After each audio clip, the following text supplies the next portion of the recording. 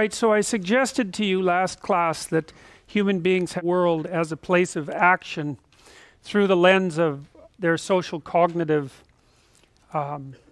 biological substructure.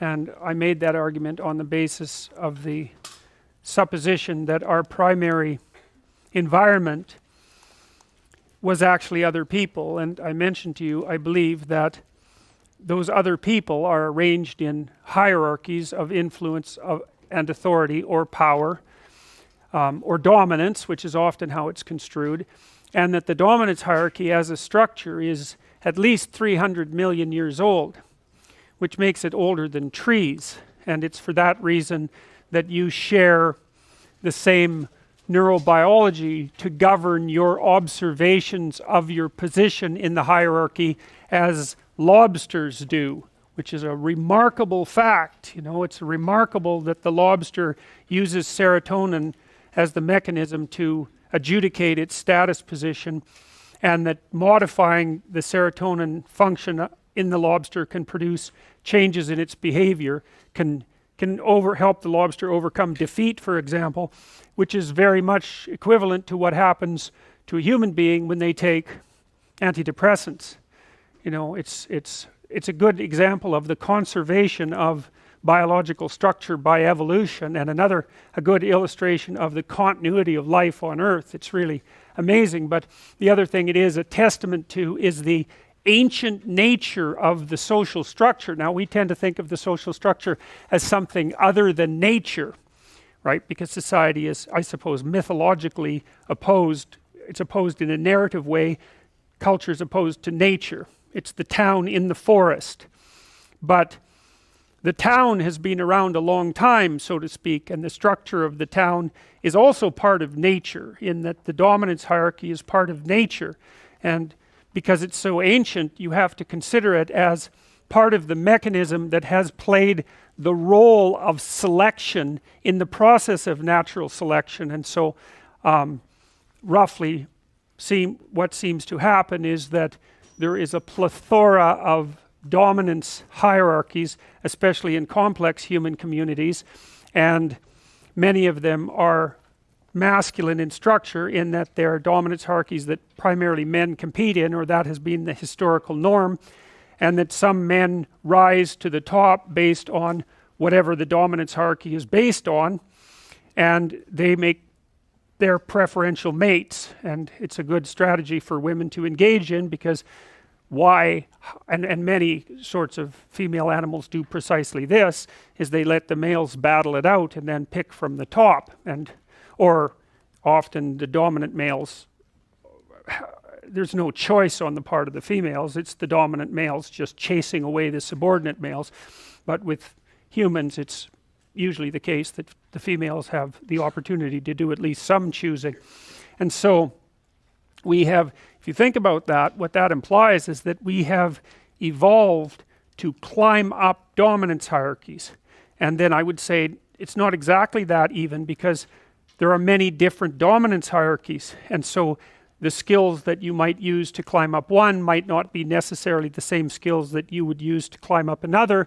And so then I would say what we have evolved for instead, and I'm still speaking mostly on the masculine edge of things, historically speaking, is the ability to climb up the set of all possible dominance hierarchies, right? And that's a whole different idea. It's like the averaged hierarchy across vast spans of time.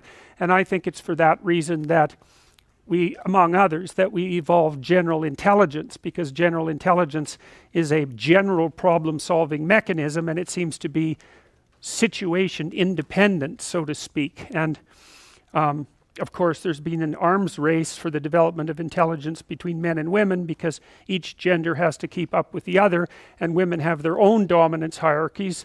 There's certainly no doubt about that. And of course, now men and women more increasingly compete within the same hierarchies, and we don't exactly know how to sort that out yet, because it's an extraordinarily new phenomena. But in any case, because of the permanence of the dominance hierarchy, it has come to be represented in fundamental narratives, because human beings, and this is something that we share everywhere, it's the thing the Wall Street banker shares with the Kalahari Kung Bushmen, who are among the, genetically speaking, they seem to be very close to what the most original human beings were like in Africa before the diaspora about 50,000 years ago. But you know, both of those people, despite their vast differences, live in communities that have a hierarchical structure that are composed of individuals that are embedded in a natural world, you know, the world outside of the dominance hierarchy. And so that's the standard human environment, I would say. And so stories that rely on the representations of those environments and their interactions are what you might describe as universal stories, and that's why people can understand them. And I would say further, and this is drawing substantially on, say, derivations of the work of Carl Jung, because I think he delved into this more deeply than anyone else, so a lot of this stuff is quite Jungian in its origins.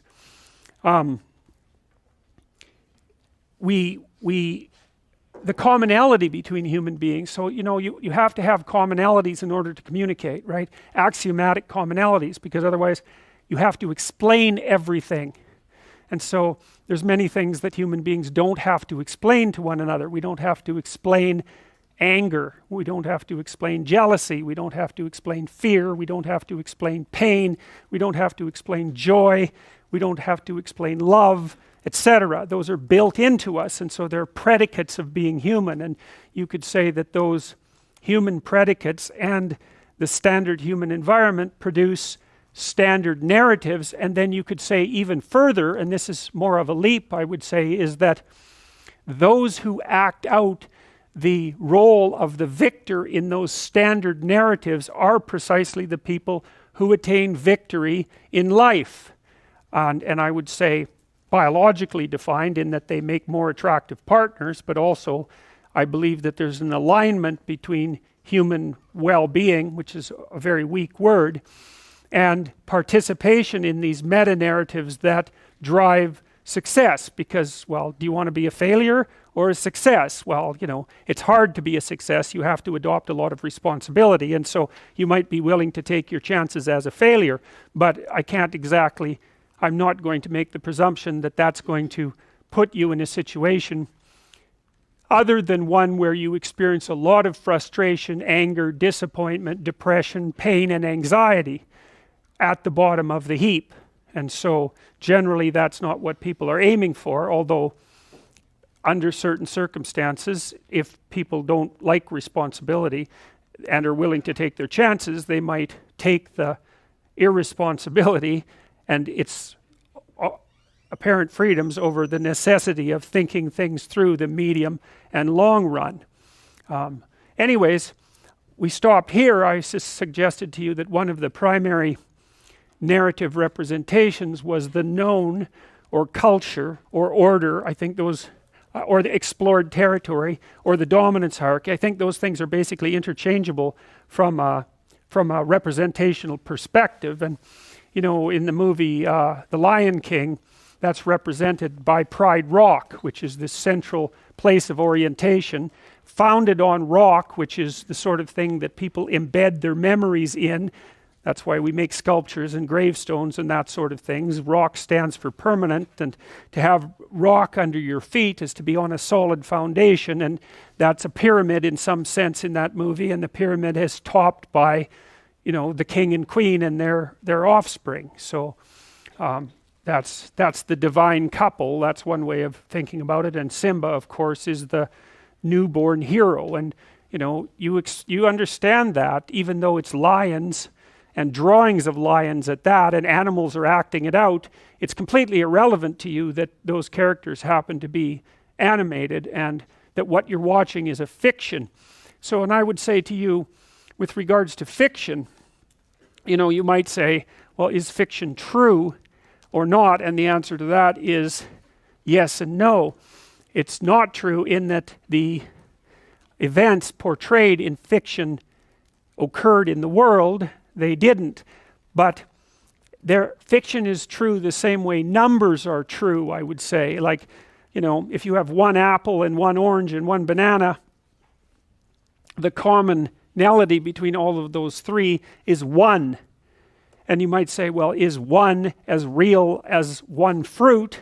Is the abstraction one as real as one fruit? And I would say it depends on what you mean by real, but representing things mathematically and abstractly gives you incredible power, and you could make the case that the abstraction is actually more real than the phenomena that it represents. And certainly mathematicians would make that case. They would say that mathematics is in some sense more real than the phenomenal world. And you know, you don't have to believe that. Mostly it's a matter of choice in some sense, but you can't deny the fact that an abstraction has enough reality so that if you're proficient in using it, you can change the world in insanely powerful ways. You know, I mean, all the computational equipment you people are using are dependent on the abstractions 1 and 0, essentially. And I mean, look at what emerges from that. And so I would say with regards to fiction, if you take someone like Dostoevsky, who I think is a favorite of mine, by the way, I would highly recommend that you read all 5 of his great novels because they are unparalleled in their psychological depth. And so if you're interested in psychology, Dostoevsky's the person for you. Tolstoy's more of a sociologist, but Dostoevsky, man, he gets right down into the bottom of the questions and messes around. Transformative reading. Anyways, Dostoevsky's characters, this character named Raskolnikov is a character in Crime and Punishment, and Raskolnikov is a materialist rationalist, I would say, which was a rather new type of person back in the 1880s, and he was sort of taken by the idea that God was dead and convinced himself that the only reason that anyone acted in a moral way, in a traditional way, was because of cowardice. They were unable to remove from them the restrictions of mere convention and act in the manner of someone who rose above the norm. And so he's tortured by these ideas.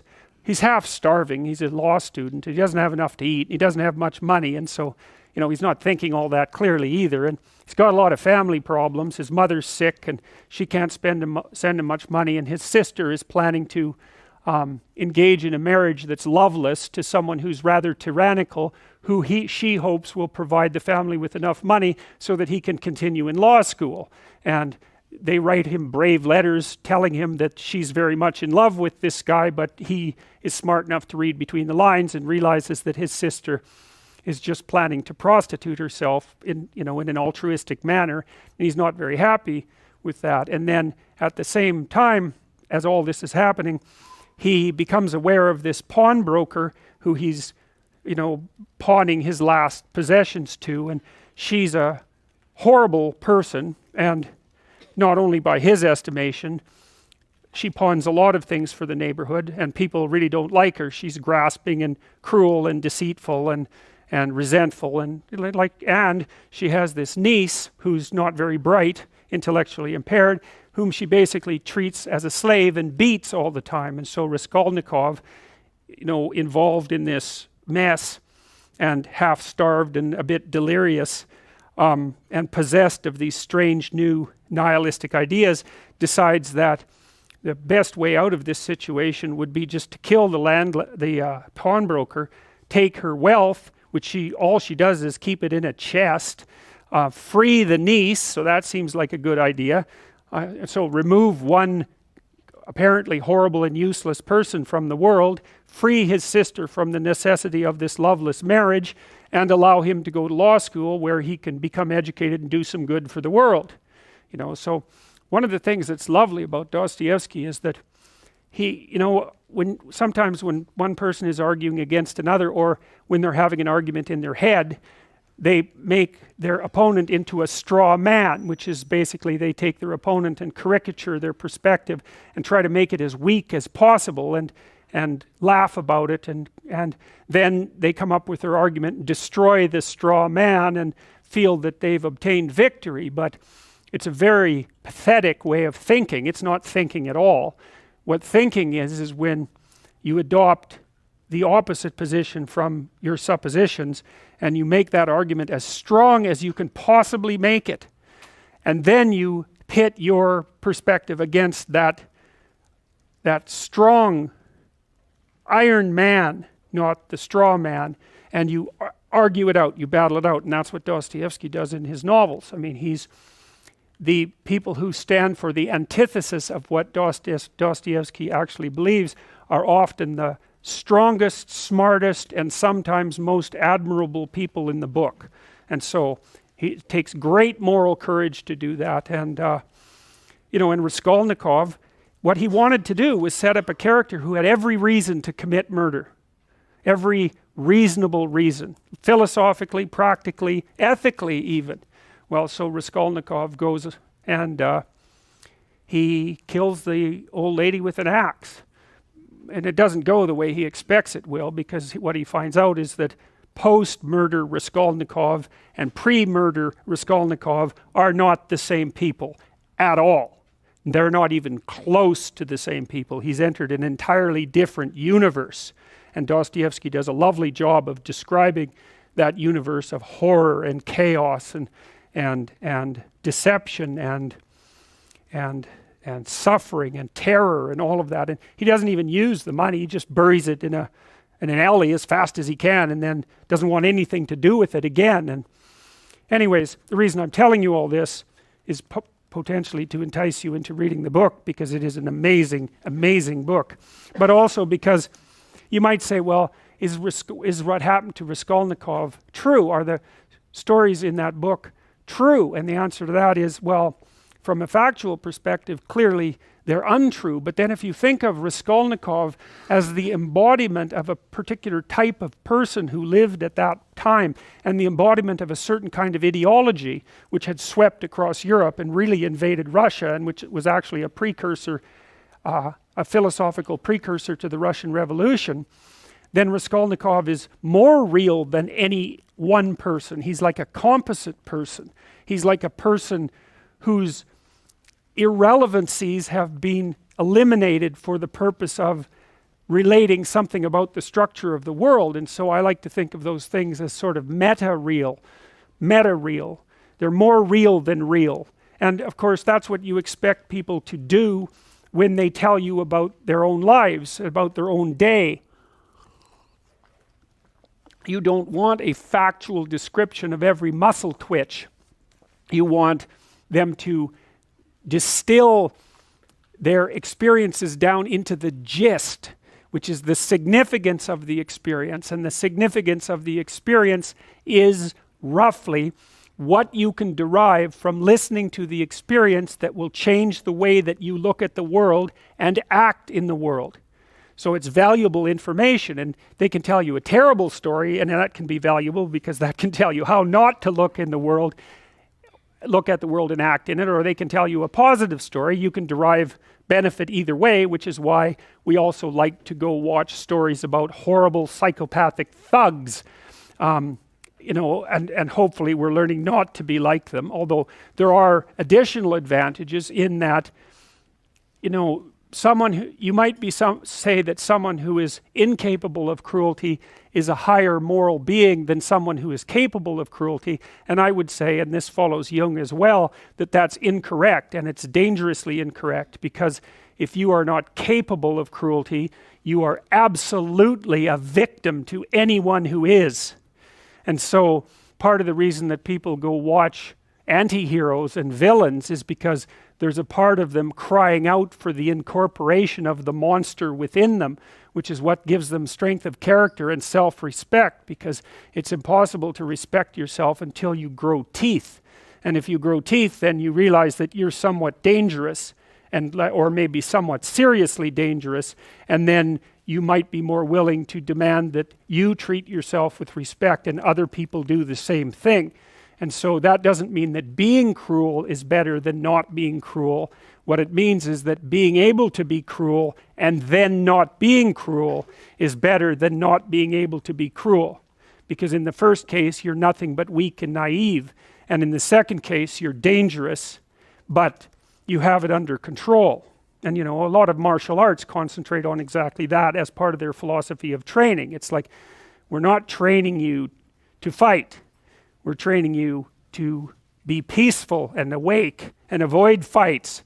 But if you happen to have to get in one, and I guess the philosophy also is that if you're competent at fighting, that actually decreases the probability that you're going to have to fight, because when someone pushes you, you'll be able to respond with confidence, and with any luck, and this is certainly the case with bullies, with any luck, a reasonable show of confidence, which is very much equivalent to a show of dominance, is going to be enough to make the bully back off.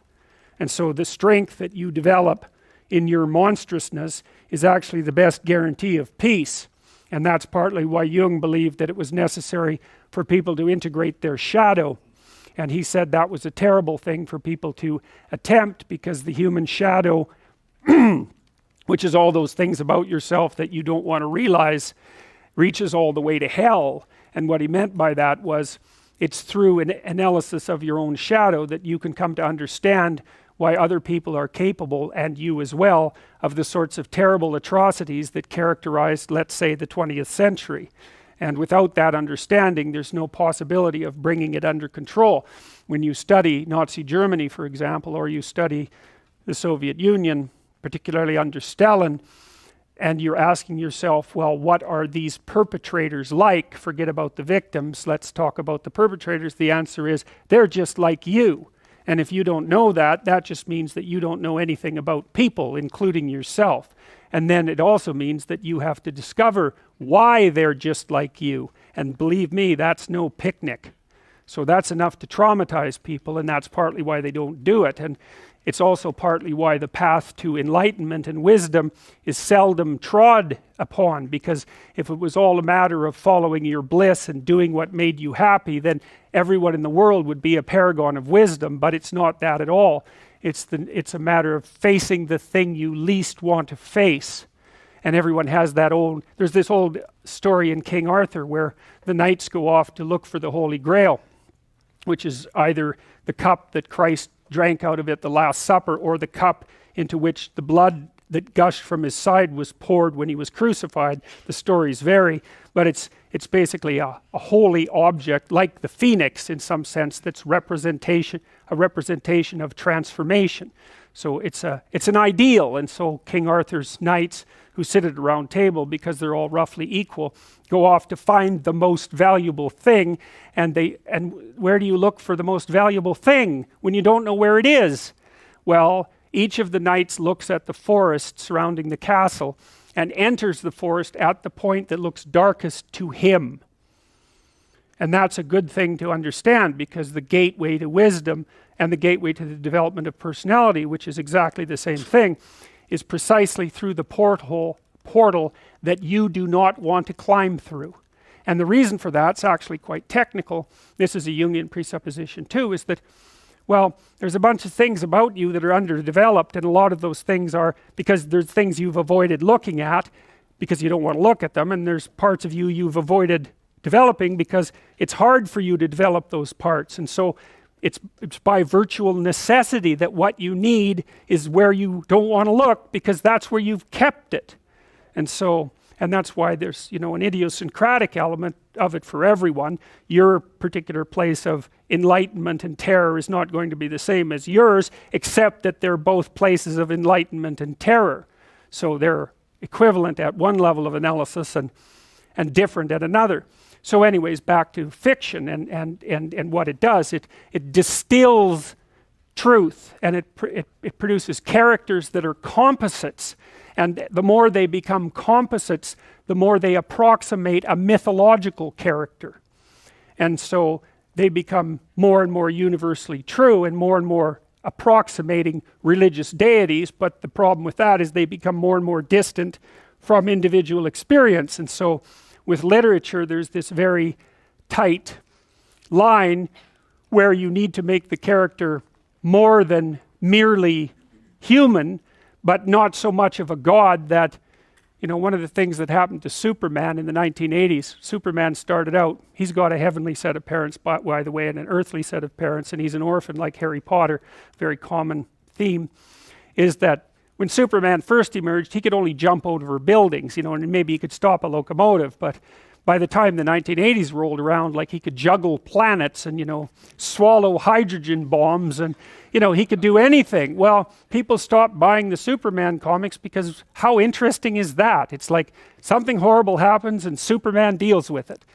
And something else horrible happens and Superman deals with it. And it's like, that's dull. He turned into such an archetype. He was basically the omniscient, omnipresent, omnipotent God, and that's no fun. It's like God wins, and then God wins again, and then again God wins, and you know. So then they had to weaken him in different ways with kryptonite, you know. So green kryptonite kind of made him sick, and red kryptonite, I think, kind of mutated him, if I remember correctly. And anyways, they had to introduce flaws into his character so that there could be some damn plot, and that's something to think about, you know. There's a deep existential lesson in that your being is limited and flawed and fragile. You're like the genie, which is genius in the little tiny lamp, you know, this immense potential, but constrained in this tiny little living space, as Robin Williams said when he played the genie in Aladdin.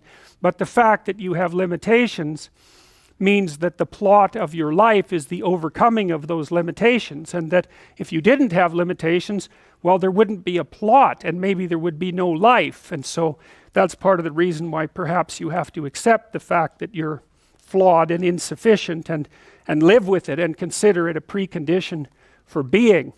It's at least a reasonable idea. So anyways, one of the main characters is the country, the known, the explored territory. We went over that a bit, and it always has two elements. I mean, your country is your greatest friend and your worst enemy, you know, because it squashes you into conformity and demands that you act in a certain manner and reduces your individuality to that element that's tolerated by everyone else, and it constrains your potential in a single direction. And so it's really tyrannical, but at the same time it provides you with a place to be and all of the benefits that have accrued as a result of the actions of your ancestors and all the other people that you're associated with. So there's the good tyrant or the bad tyrant and the good king, and those are archetypal figures, and that's because they're always true, and they're always true simultaneously, you know, which is partly why I object to the notion of the patriarchy, because it's a it's the what do you call that? It's the apprehension of a mythological trope, which is that of the evil tyrant, without any appreciation for the fact that the archetype actually has two parts, and the other part is the wise king. And you know, you can tell an evil tyrant story about culture, no problem, but it's one-sided, and that's very dangerous, because you don't want to forget all the good things that you have while you're criticizing all the ways that things are in error. That's a lack of gratitude, and it's a lack of wisdom, and it's founded in resentment, and it's very dangerous, both personally and socially. I told you that Captain Hook is a tyrant because he's got this crocodile chasing him, and the crocodile has a clock in its stomach, and that's death. It's like, obviously, right? Tick, tick, tick, tick.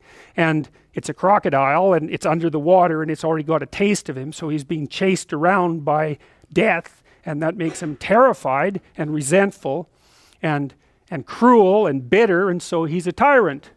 And he wants to wreak havoc everywhere. And then Peter Pan, of course, looks at Captain Hook and thinks, why the hell should I grow up and to be a tyrant and sacrifice all the potential of childhood? And the answer to that is, the potential sacrifices itself if you don't utilize it as you mature, and you just end up a 40-year-old lost boy, which is a horrifying thing to behold. It's almost as if you're the corpse of a child, the living corpse of a child, because who the hell wants a 6-year-old, 40-year-old?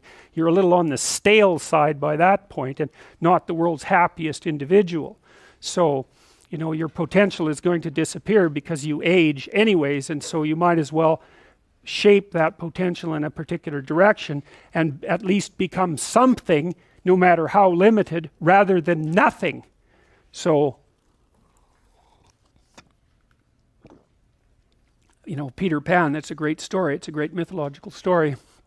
So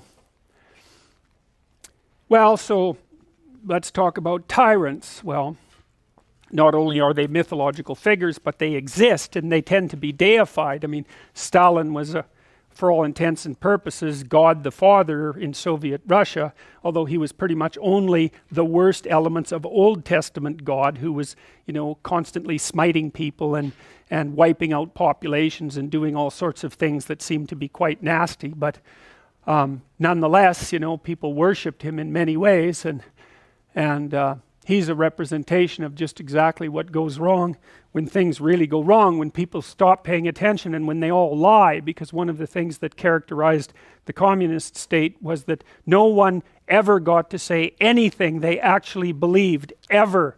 And that was partly because 1 out of 3 people was an informer, which meant if you had a family of 6 people, 2 of them were informing on the government about you, and that included your own children. And if you were an informer, you were often amply rewarded by the state, so that if you lived in an overcrowded apartment building with 3 families in the same flat and you informed on, the woman down the hall that you didn't like, she got shipped off to the old concentration camp and you got her apartment. And so that was a lovely society, and it only killed about 30 million people between 1919 and 1959. So that's what happens when the archetypal structure gets tilted badly, when people forget that they have a responsibility to fulfill as citizens, as awake citizens who are capable of stating the truth, and the archetype shifts, so there's nothing left of the great father except the tyrant, and let's not have that happen. I mean, the one on the right is really interesting because consciously or unconsciously, there's Stalin surrounded by what is, for all intents and purposes, fire. He looks like Maleficent in Sleeping Beauty when she shows up at Aurora's christening. She puts her arms up in the air and green fire surrounds her. It's like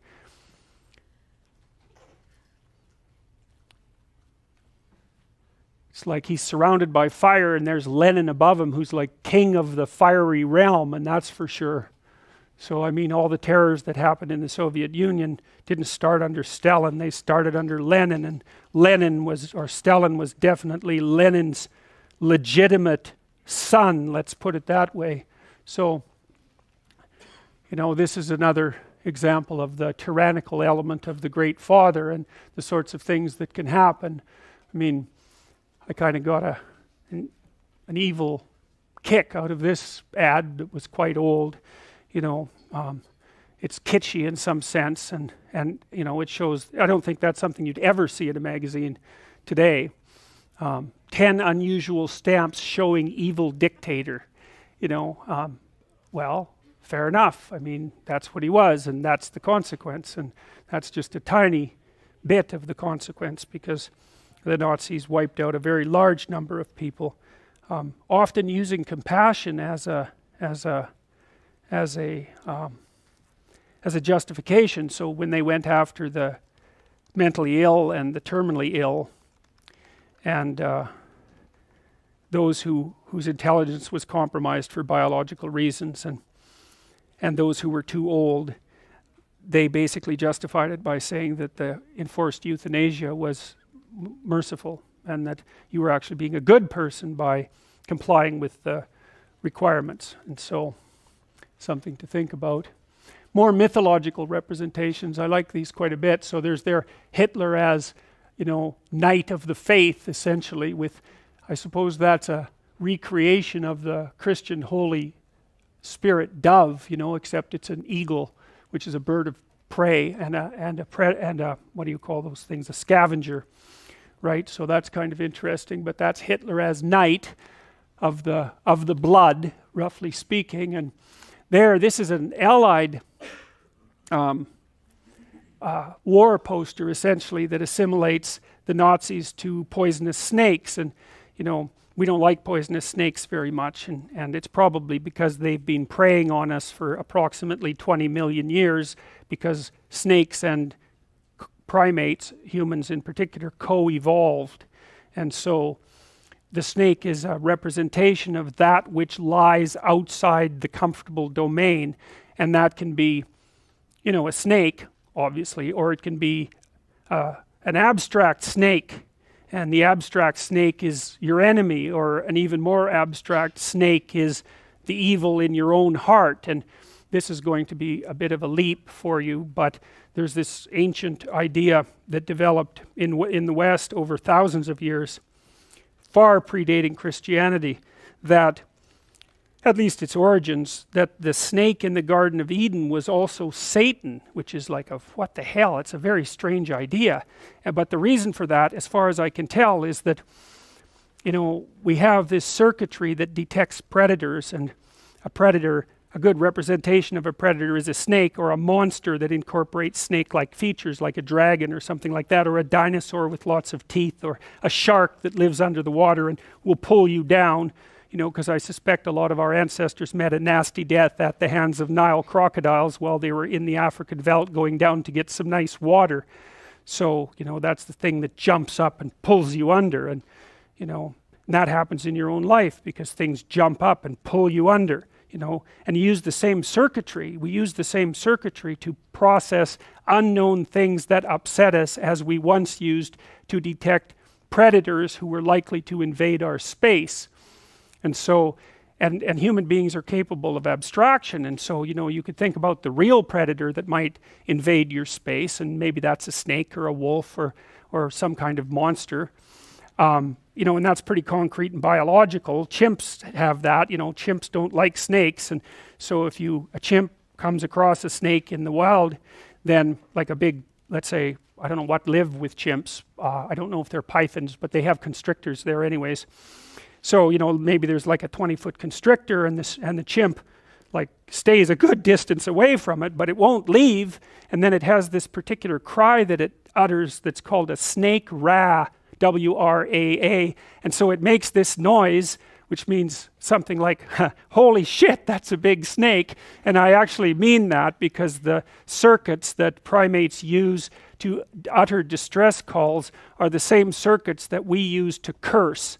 Just so you know, that's why people with Tourette syndrome swear, because like, what's up with that? How can you have a neurological condition that makes you swear?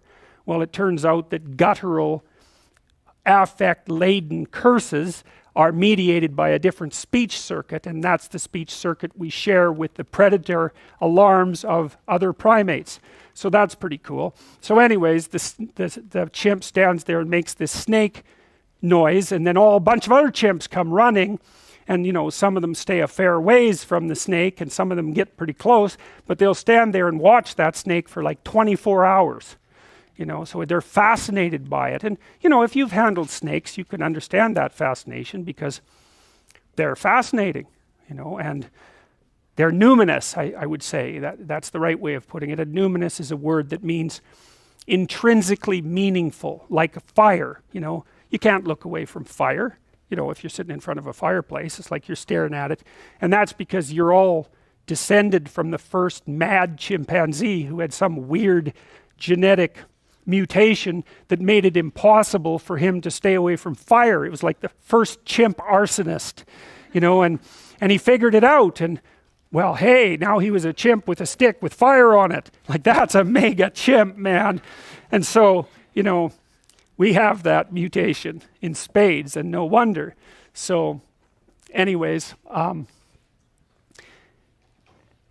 so they make this, you know, they have this reaction to snakes, and chimps that have never seen a snake, if they're in a cage and you throw a rubber snake in there, it's like bang, they hit the roof, but then they look at the snake, you know. So it's like, it's terrifying and fascinating at the same time.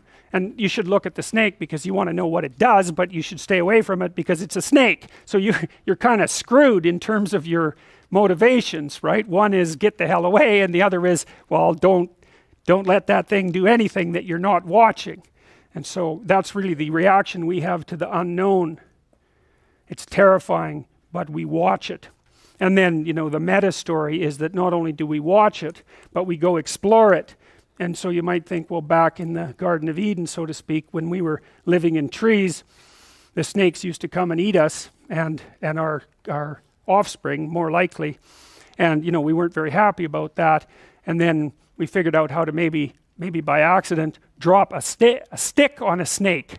And that was a good thing because the snake didn't like that. And then maybe the next thing we learned a little later was to like actually take a stick and like whack the snake with it. And you can believe that the first primate who figured out that was just as popular as the guy who mastered fire. And so we're pretty good at whacking snakes with sticks, which is why Springfield has a snake whacking day that's devoted to nothing but that.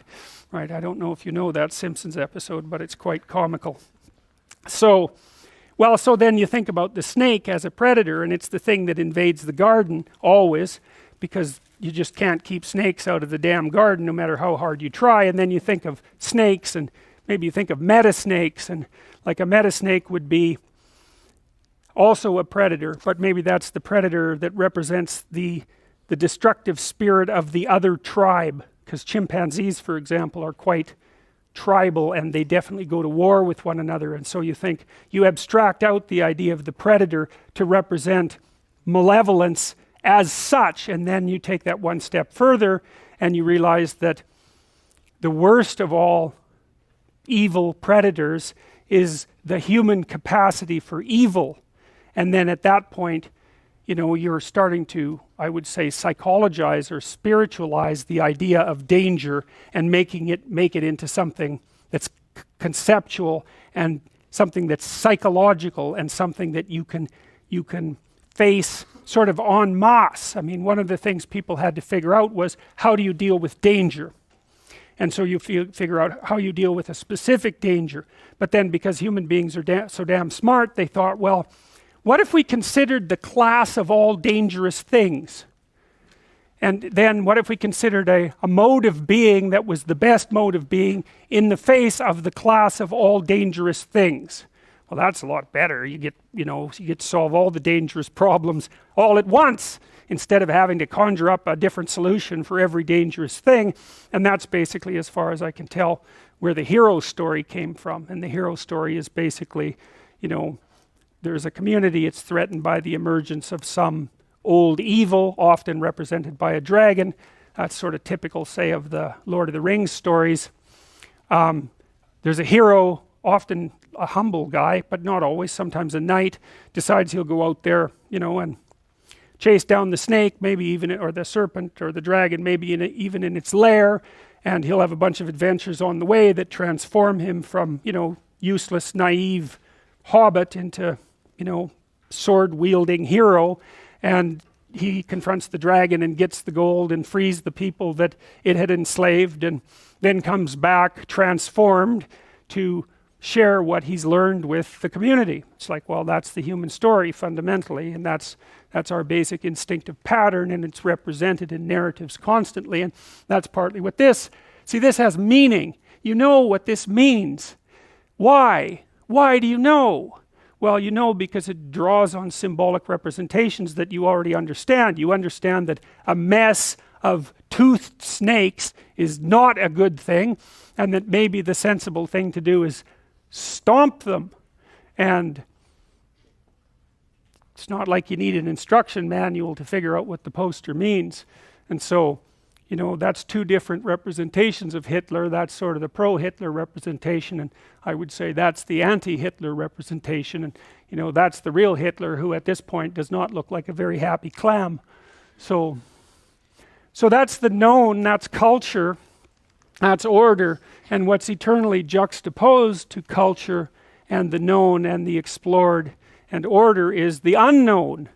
And the unknown is a strange place. The unknown is actually, it's a physical place. Like, the unknown is the place that when you're camping and you're around a fire, the unknown is everything outside the circle of the light. And you remember in The Lion King, you may not remember, when Mufasa, that's the king, right, goes and takes Simba up to show him his territory, he says he is the king of everything that the light touches. And that's a very old idea, and you guys had no problem with, that was fine, that made sense. And that out beyond the light was the darkness, and that was the elephant graveyard, that was death, that was the place of death and danger, that's where the hyenas hung out. you weren't supposed to go there, and so of course Simba, because he's a rule-breaking hero just like Harry Potter, immediately goes there.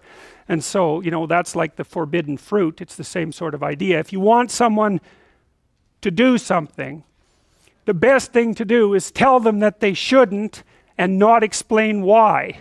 You know, so for example, if I said to you at the beginning of this class, look, I've got one rule here: don't sit in that chair, no matter what.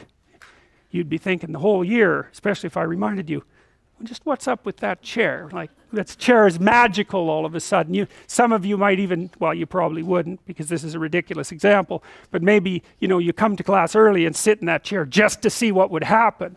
You know, and people are very curious, and that's exactly what we're like. And that's a very old story too, right? It's like opening Pandora's box. Don't open that box, you'll be sorry. It's like, oh, you know, all the horrors of the world fly out. And believe me, you will open Pandora's box many times in your life, because, you know, with your family, or maybe your mate, or maybe your children, you'll have this idea that they have a box with things in it that you want to know about, and you'll say, well, I'm kind of curious about this particular event, so why don't you tell me about it? And they say, well, no, we probably really shouldn't open that box, and you keep bugging them, and then they open it, and then all sorts of things fly out that you didn't expect, and then maybe you think, hey, it would have been better if I would have just left that damn box closed. And you can do the same thing to yourself, believe me. And so the Pandora's box idea, the forbidden fruit idea, that's a major league idea. And part of the reason in the Judeo-Christian tradition why people are saddled with the notion of original sin is because hyper-cortically developed chimpanzees without much sense can't keep their hands off things. And so they keep exploring even when they know better, and every time they do that, they learn something that destroys the paradise that they currently inhabit.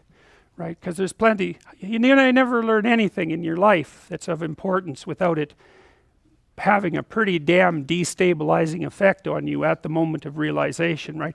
You learn something happy, it's like, whatever. You know, all that means is that I was doing things right. Like, it's nice and everything, but it's not informative. You do something and all hell breaks loose. That'll make you think. That's for sure. You might never stop thinking for the rest of your life. So, anyways, the unknown. The unknown is that which surrounds the known. It's unexplored territory. It's usually represented as female, I think, for a variety of reasons. And not as female exactly. It's not the right way to think about it. As feminine. And that's not the same thing, because feminine is a symbolic category, whereas female is like an actual female. And so you don't want to confuse the metaphor with the actuality. Because we had these social cognitive categories built in, you know, you might say masculine, feminine, and offspring, something like that. We had to use what we could to represent what we were attempting to figure out, and we kind of mapped them onto the external realities of being the best we could, using what we could. And so, you know, nature is benevolent and it's fruitful. All things come from nature, and all things come from the unknown, right? Because the known is already there. It's the unknown that manifests the new, right? And so that's part of the reason for the characterization of the unknown as feminine. And then there's also the case that women play a massive role in sexual selection among human beings, so that from an evolutionary perspective, you're twice as likely to be a failure if you're a man than you are if you're a woman, in that you have twice as many female ancestors as male ancestors. And you think, well, that's impossible, but it's not. All you have to do is imagine that every woman has one child, half the men have two, and the other half have zero. And so, end of problem. And that's basically how it works out. So women are more choosy maters than men by a substantial margin. There was a funny study done by the guy who established, it was one of the big dating sites, and he looked at how women rated men, and they rated the 50th percentile man at the 15th percentile. So 85% of men were below average according to women's ratings. Now men had their same arbitrary choices because of course they preferred younger women to older women, and they were more swayed, I would say, by attractiveness, but that didn't have nearly as big an effect on their actual rating of women. So anyway, so you know, from a Darwinian perspective, nature is that which selects.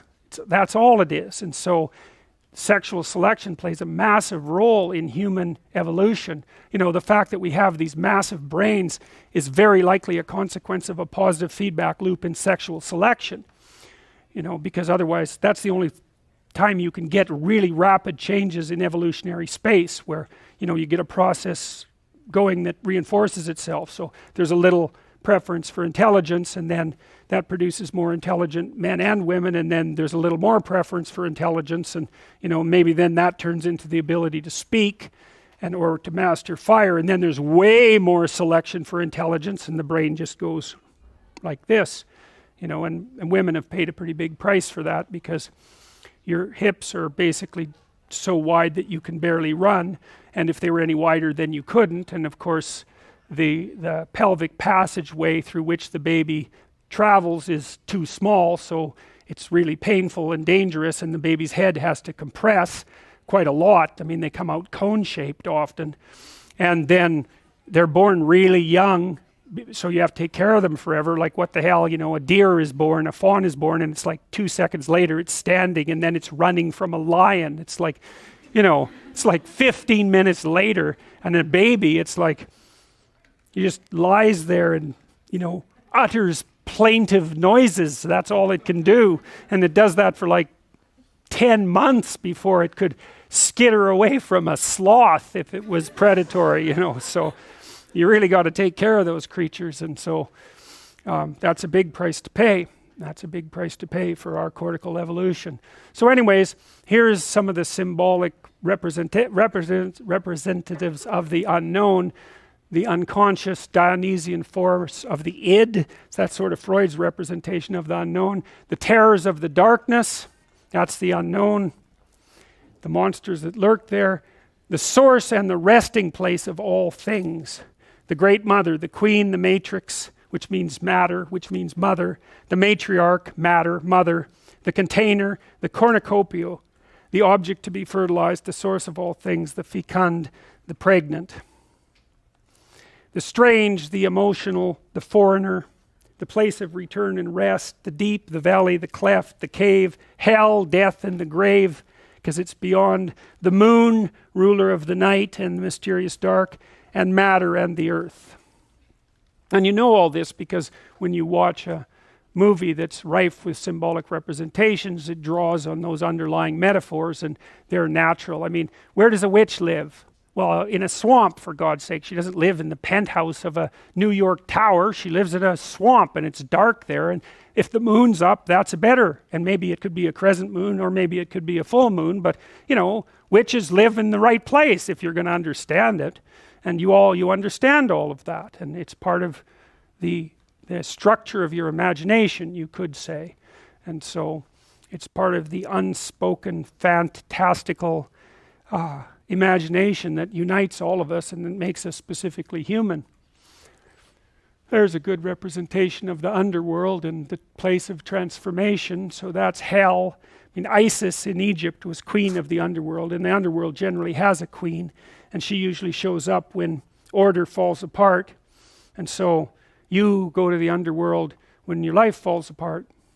That's what it means. And so when you see these stories of the hero, you know, journeying to unknown lands of terror and danger, that's what happens to you. It happens to you all the time. You know, you're in this little safe space like the Hobbit in the Shire, and then, you know, there's a great evil brewing somewhere, and you can no longer ignore it, so off you go into the land of terror and uncertainty, and better to go on purpose than accidentally, that's for sure, because at least you can be prepared. And we also know that if you're going to face a threat, if you face it voluntarily, what happens is your body activates itself for exploration and mastery. But if you face it involuntarily, same size threat, then you revert to prey mode, and you're frozen, and that's way more stressful. It's way harder on your body, and so it's better to keep your eye open and watch for emergent threats, because you all know, what you're not doing quite right and where your life is likely to unravel. You all have a sense of that, and the best thing to do is to not ignore that, to pay attention to it, to watch it, and to take corrective action early, and then, you stay on top of things, and your little trip to the underworld might be a few minutes long instead of a catastrophe that produces post-traumatic stress disorder, knocks you out for 4 or 5 years, and maybe you never recover. So, and that's what these kind of symbolic representations mean. Those are states of being that indicate being devoured, and you can be devoured by your own unconscious. Jesus, that happens all the time. What does that mean? Well, and it's an autonomous thing in some sense, like if you get depressed or if you get really anxious, you don't have any control over that. It's like it sweeps up over you and pulls you down. Why down? Well, down is where you go when you're sad. You don't go up. Man, I'm up today. Oh, that's too bad.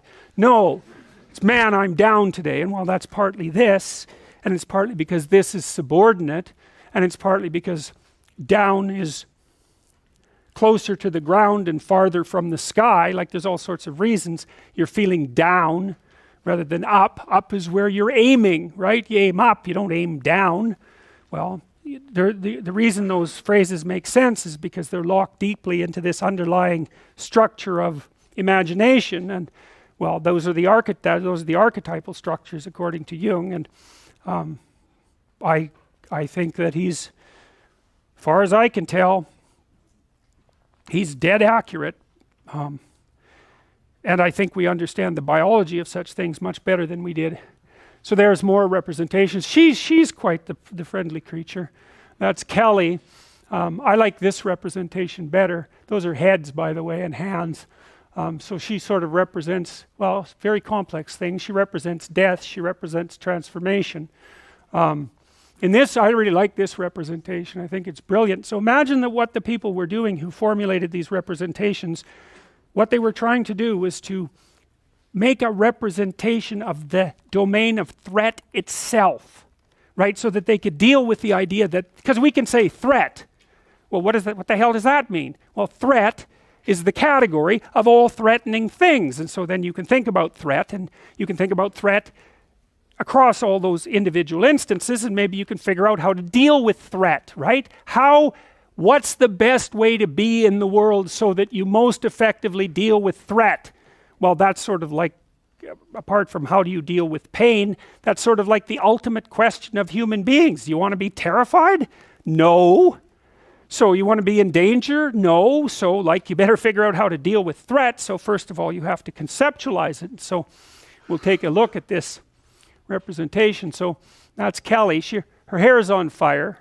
Well, fire, that's a numinous phenomena, dangerous but transformative. She's wearing a headdress of skulls.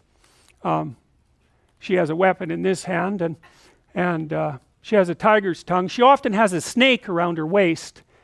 None of these do, but she often does. But in this case, then that's because it's a snake. We've already covered that. Well, these things that look like snakes here aren't. You notice how her belly is concave? Well, it's because she's just given birth to this unfortunate person that she happens to be standing on, and she's eating him intestines first.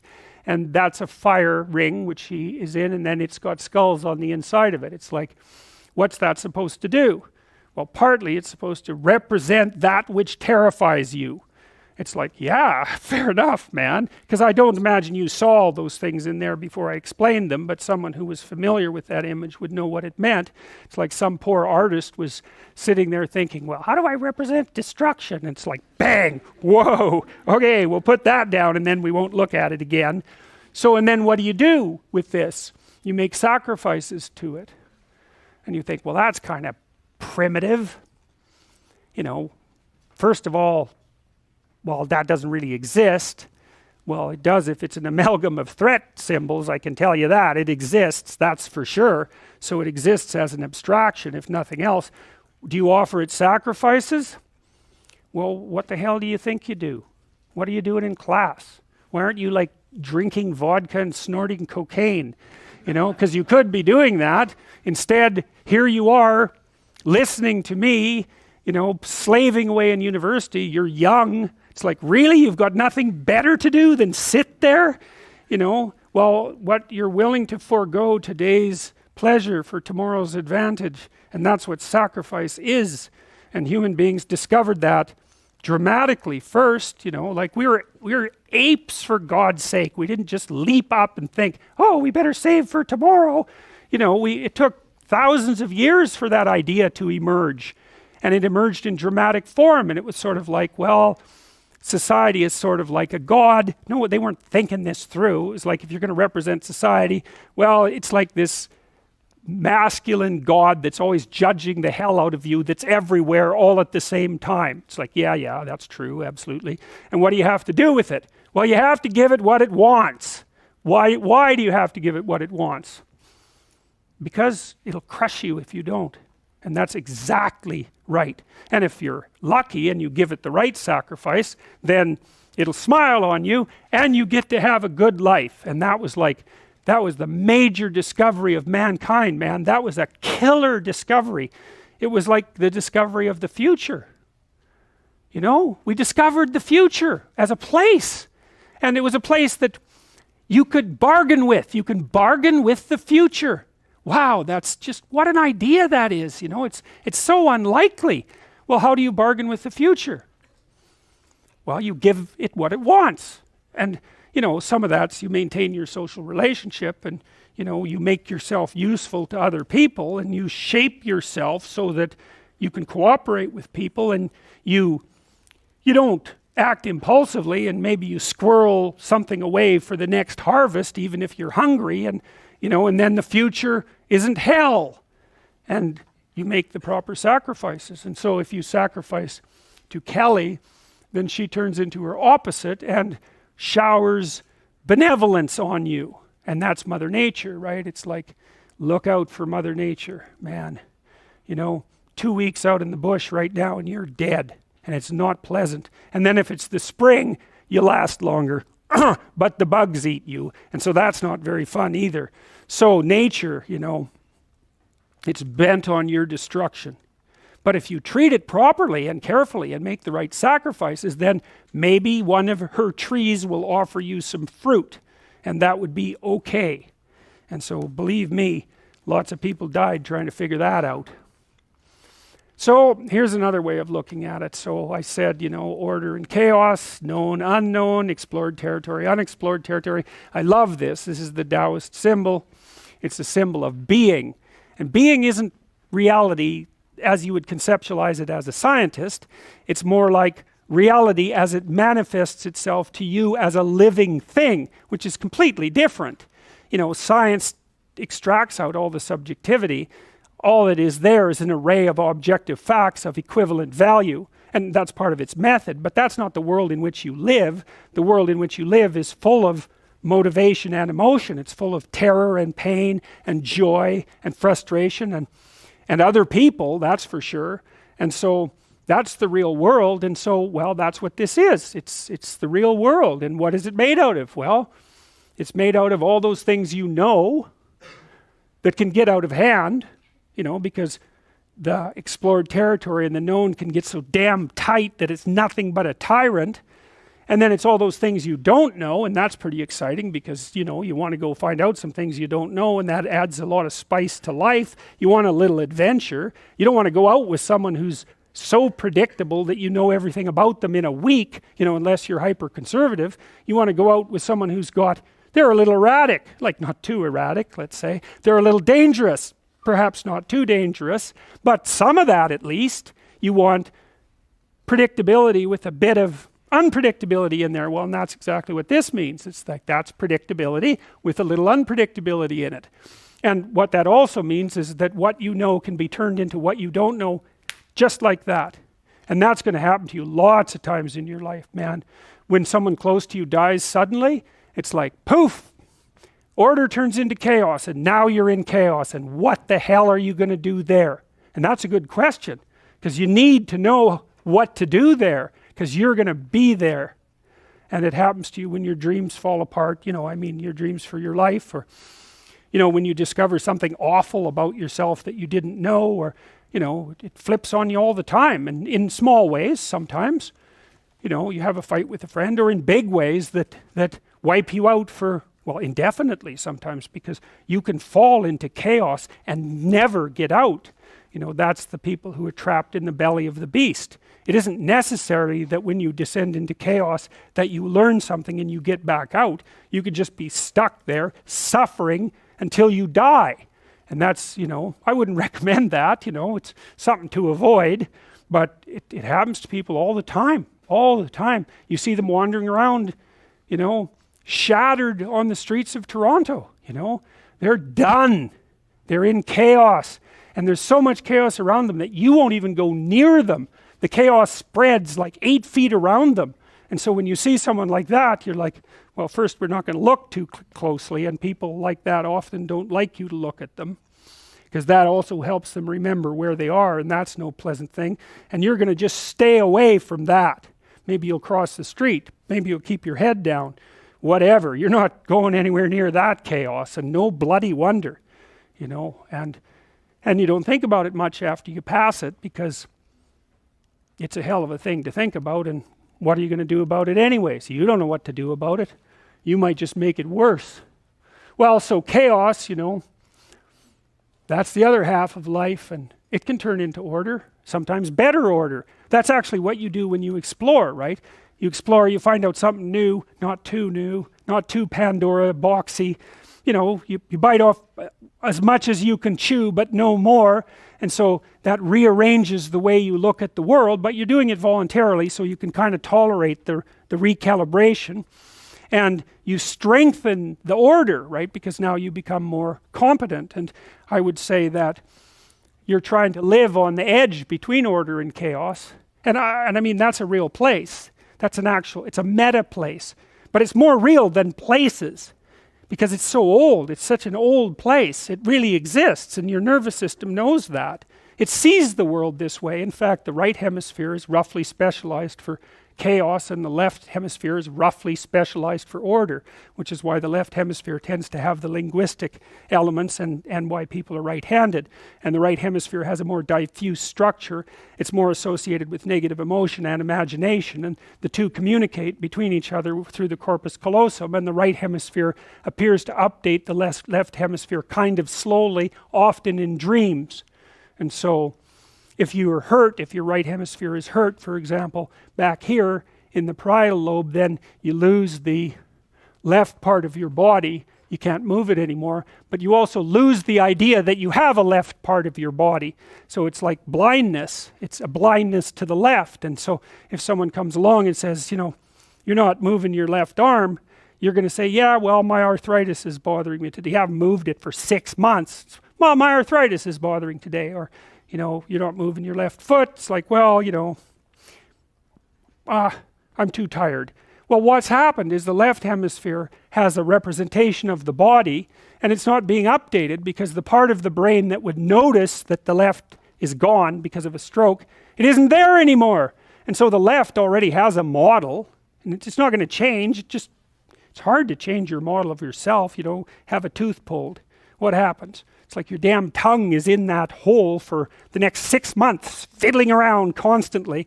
And that's because you're rebuilding your neurological model of your body. It's like, try that with your whole left side and see how well you do. You know, so this guy named Ramachandran was experimenting with people like this. And one of the things he did was he was checking their balance, and you can do that by irrigating the ear with cold water, and that makes people go like this, makes their eyes move back and forth because it upsets the vestibular system. And what he found was that if he poured cold water in the left ear of someone with right parietal damage who had left neglect, that they'd all of a sudden sort of wake up catastrophically, they'd have a terrible reaction to the fact that they were paralyzed on the left, and they would know that it had happened and cry and, you know, emit all sorts of distress, and no wonder. And then like 20 minutes later, they'd snap back into their damaged mode of being, and they would not deny, because that isn't really what it is that they couldn't update the model. They just didn't have the neurology for it anymore, so they were back to not noticing that it was gone and coming up with stories about it. And so, well, so that's a good example of how the right and left hemispheres work together and how they're kind of mapped onto this, weirdly enough. So, you know, we're adapted to the meta reality, and so what that would be is we're adapted to that which remains constant across the longest spans of time. And that's not the same things that you see flitting around you day to day. Those are just, they just like clouds, they're just evaporating, you know. There's things underneath that are more fundamental, that are more fundamental realities, like the dominance hierarchy, like the tribe, like the danger outside of society, like the threat that other people pose to you and that you pose to yourself. Those are eternal realities. And we're adapted to those. That's our world, and that's why we express that in stories. And so then you might say, well, how do you adapt yourself to this world? And the answer to that is, and I believe this is a neurological answer, I believe this, that your brain can tell you when you're optimally situated between chaos and order. And the way it tells you that is by producing the sense of engagement and meaning. So let's say there's a place in the environment you should be. Okay, what should that place be? Well, you don't want to be terrified out of your skull, like what good is that? And you know, you don't want to be so comfortable that you might as well sleep. You want to be somewhere where, you know, you're kind of on firm ground here, but over here, you're kind of testing out new territory. And some of you who are exploratory and emotionally stable, you know, you're going to go pretty far out into the unexplored territory without destabilizing yourself, and other people are going to just put a toe in the chaos. And you know, that's neuroticism, basically. That's your sensitivity to threat. That's calibrated differently in different people, and some people are more exploratory than others. That's kind of extroversion and openness working together, and intelligence. So some people are going to tolerate a larger admixture of chaos in their order. Those are liberals, by the way, and I mean that technically. Liberals are more interested in novel chaos, and conservatives are more interested in the stabilization of the structures that already exist. And who's right? Well, it depends on the situation, and that's why conservatives and liberals have to talk to each other, because one of them isn't right and the other wrong. Sometimes the conservatives are right and sometimes the liberals are right, because the environment's going like this. You can't predict the damn thing, so that's why you have to communicate, and that's what a democracy does. It allows people of different temperamental types to communicate and to calibrate their damn societies. So anyways, so let's say you're optimally balanced between chaos and order. So what does that mean?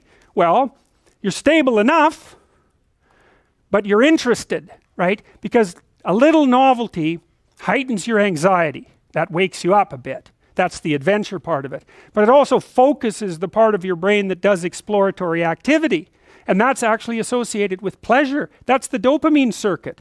And so if you're optimally balanced, and you know you're there when you're listening to an interesting conversation or you're engaged in one. It's a real conversation. You know, you're saying some things you know, and the other person is saying some things they know, but both of what you know is changing. It's like, wow, that's so interesting. You'll have a conversation like that forever. Or maybe you're reading a book like that. Or you're listening to a piece of music that models that. Because what music does is provide you with predictable forms, multi-level predictable forms that transform just the right amount. And so music is a very representational art form. It says this is what the universe is like. You know, there's a dancing element to it, repetitive, and then cute little variations that sort of surprise and delight you, and you think, wow, that's so cool. And it doesn't matter how nihilistic you are, you know, music still infuses you with a sense of meaning, and that's because it models meaning. That's what it does. That's why we love it.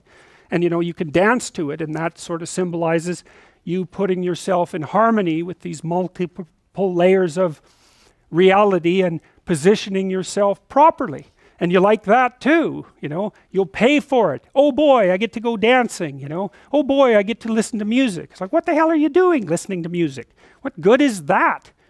Well, you think that's a stupid question. I don't care about your dopey criticism. I'm going to listen to some music, right? There's no rational argument against music. It's like, you just don't even think about it. You just walk away from someone who's stupid enough to ask that question. It's like, some things are obvious. Well, why? Okay, so that's pretty fun. So, what mediates between these two domains? Well, that's what consciousness does, as far as I can tell. And that's sort of the individual, and that's the hero. That's another way of thinking about it. It's the logos. That's another way of thinking about it. It's the word that generates order out of chaos at the beginning of time. It's the consciousness that interacting with the matter of the world produces being. That's basically it. That's basically you, for all intents and purposes. How do you do that? Well, the unconscious does it to some degree, because it's with our fantasy that we first meet the unknown, right? Well, look, say you're going out with a new person. It's like, what do? You project a fantasy on them. And then you fall in love with the fantasy. And aren't you stupid? Because you're going to find out that the match between your damn fantasy and the actual person is tenuous at best. And so Jung would call that a projection of either the anima or the animus. The anima is what a man projects onto a woman he finds desirable. It's like, oh, she's the perfect woman. It's like, well, how do you know that? You've seen her for 4 seconds, but it grips you. And the same thing happens in the opposite direction. And it's an action of instinct, it's like you fall in love with the image. But interestingly enough, what you do in a relationship that works is that you actually, I think that what you see, it's a rough approximation, when you project the ideal and fall in love with it, you see what could be. It could be that, but it's going to take you a hell of a lot of work, because you got no shortage of flaws, and the other person has no shortage of flaws, and so you're bringing your flaws together, and that's going to produce a lot of friction, and you're going to have to engage in a lot of dialogue before you approach that level of perfection again. But maybe you can do it, and then you get to live happily ever after. Well, wouldn't that be nice? Well, so the unconscious meets the unknown, and it meets it with imagination and fantasy and dream and art. That's how you you don't just go from what you don't know to fully articulated knowledge in one bloody leap. You can't do that. You have to extend pseudopods of fantasy and imagination into the unknown. That's kind of what theorizing is like, right? Even scientifically, you don't know something scientifically, you generate a theory. Well, it's an imaginative representation that your unconscious is helping you generate. And so you meet the unknown with fantasy. That's what the unconscious is for. From the psychoanalytic perspective, that's what dreams do. And you can see why. You dream about the future. It's like, well, what's the future going to be like? Well, you have a little imaginative story going on, and it's like, you don't really create it. It's sort of, you watch it unfold. Maybe you can tweak it here and there, but it sort of comes to you from wherever the hell things like that come from. The unconscious, that's the psychoanalytic answer. It's not really much of an answer, because it's more like a representation of a place that we don't understand. But that's where creativity comes from. And I mean, some people are really creative right down to the bloody core. So in my clinical practice, I often see people who are high in openness because they're attracted to me because they watch my lectures. And you have to kind of be high in openness to like my lectures. So because, well, you do, because they go everywhere, and they're not necessarily very orderly. So anyways, lots of my clients are really high in openness, and they're funny people often, especially if they're smart, because sometimes they have the most nihilistic intelligence you can imagine. It's just self-critical and nihilistic and brutal, man, and smart. And so they just criticize themselves out of existence. And so often I have to just try to get them to quit listening to their chattering self-critical rationality and go out and create something, you know, with their massive creativity. And as long as they're doing that, they're engaged in the world and happy as hell. But as soon as that self-critical rationality comes in and shuts down the creativity, they're just like walking corpses, you know. And it's because if you're really open, like you're a tree and it has some trunks, and you know, your most prominent trait is the most lively trunk. And if you're a creative person and you're not engaging in a creative enterprise, you're like a tree that has had its vitality amputated. And so this is not trivial. This is deeply, deeply, deeply rooted in your biology. And those are people often who have like dream lives you just can't believe. I have one client, he has like 4 spectacular dreams a week, and most of the time we just spend discussing them. I mean, God. And I had another client who could be lucid in her dreams, which is more common among women. She could ask the damn characters what they represented and they would tell her. It was like, okay, that was pretty weird. And like a lot of the things they told her were really helpful, and they were not things that she wanted to hear. She basically, one of them told her if she was going to live, she'd have to go visit a slaughterhouse. And the reason for that was because she was raised as a little princess and protected from horrible Mother Nature until she hit puberty, in which time she turned into an evil villain, because that's how the family worked. Perfect child, evil teenager, overnight. And then, well, that was hard on her, and she wasn't prepared because she thought the world was princess world, and you know, she couldn't go through a butcher store without having a fit. And no wonder, you know, like really, Jesus, you know, it's no wonder, but you do it. But she couldn't, so we used to go to butcher stores, and that would make her cry, and that she was a vegetarian, that would make her cry, and you know, bemoan the cruelty of the world. And it's like, yeah, fair enough, man, those are bloody slabs of meat. It's like, I don't know why everyone isn't screaming when they walk through the butcher store, but you got to get used to it, man, because you can't live in the world otherwise. And so the dream character, who was a gypsy, told her that she had to go visit a slaughterhouse, which seemed rather impractical. And so I asked her if she could think of anything else to do, and she thought, well, why don't we go visit a funeral home and watch an embalming? And I thought, oh, good. That sounds like a fun way to spend a day. And so I phoned up a funeral parlor, and I said I had a client who was terrified of death. Yeah, and I was a therapist who was also a little shaky on the concept myself. And so they had no problem with that. They deal with death all the time, which is really something to think about, right? A human being can actually have an occupation where they do nothing but deal with death, and they don't go stark raving mad. It's like, what the hell's up with that? It's like working in a palliative care ward where your clients that you know have a relationship, all they're going to do is die this week, next week, the week after. People do that. It's like, those people are tough, man. They're tough. So anyways, we went and watched this embalming, which was, I have a rather high level of disgust sensitivity, so it was a little on the rough side for me. But she sat there, and first while she was not, we were outside this little room, she was not looking at that, man, no way. Then she'd kind of go like this, and you know, that was pretty good. And then she'd go like this, and then she'd go like this, and then she watched it. And then she asked if she could go in, and she put on a glove and she touched the body, and she didn't have a fit, she didn't have a panic attack. And so she walked away from there learning that there was a hell of a lot more to her than she thought there was, and that she could see things that she didn't think she could see and live. And after that, she sort of had a touchstone. It's like, well, I'm kind of afraid of this. Well, is it as bad as going to see the embalming?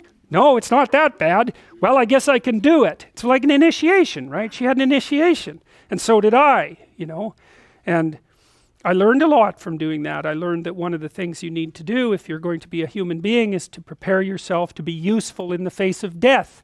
And so when you have a parent that dies, which, you know, shatters people's ideas often, they can't even think about it. If you can't even think about that, man, you've got some thinking to do.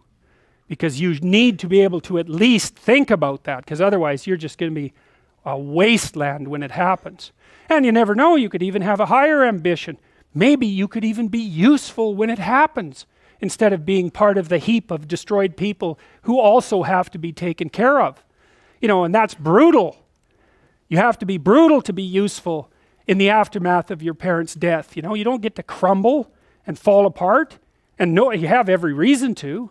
So you got to be kind of some tough monster to manage that. But do you want to be useful in the face of tragedy, or do you want to be pathetic? Well, you make your choice. So out of the unconscious, you get ritual, you get dreams, you get drama, you get stories, you get art, you get music, and that sort of buffers us. We have our little domain of competence, and we're buffered by the domain of fantasy and culture. And that's really what you learn about when you come to university, if you're lucky, and the professors are smart enough to actually teach you something about culture instead of constantly telling you that it's completely reprehensible and should be destroyed. It's like, why you would prefer chaos to order is beyond me, and the only possible reason is that you haven't read enough history to understand exactly what chaos means. And believe me, if you understood what it means, you'd be pretty goddamn careful about tearing down the temple that you live in, unless you want to be a denizen of chaos. And some people do, you know, because that's when the impulses that you harbor can really come out and shine. And so a little gratitude is in order, and that makes you appreciative of the wise king, while being smart enough to know that he's also an evil tyrant. It's like, that's a total conception of the world. It's balanced. It's like, yeah, we should preserve nature, but good God, it is trying to kill us. And, you know, yes, our culture is tyrannical and oppresses people, but it is protecting us from dying. That's helpful. You know, and yes, we're reasonably good people, but like, don't take that theory too far until you've tested yourself. And you know, that's wisdom, at least in part, and that's what these stories try to teach you. There's a nice mythological representation. I love this one. It's like the dome of the known and the seeker looking outside. You know, that's a metaphysical representation. You know, and that is the world as it looks to us, right? You go out in a field and it looks like there's a dome covering it. It's a circle, a big circle with a dome over it, and you know, what's outside the dome? Well, the unknown, right? That's where heaven is, theoretically. You know, it's a projection, obviously. Heaven is in the unknown. Well, it was localized in space.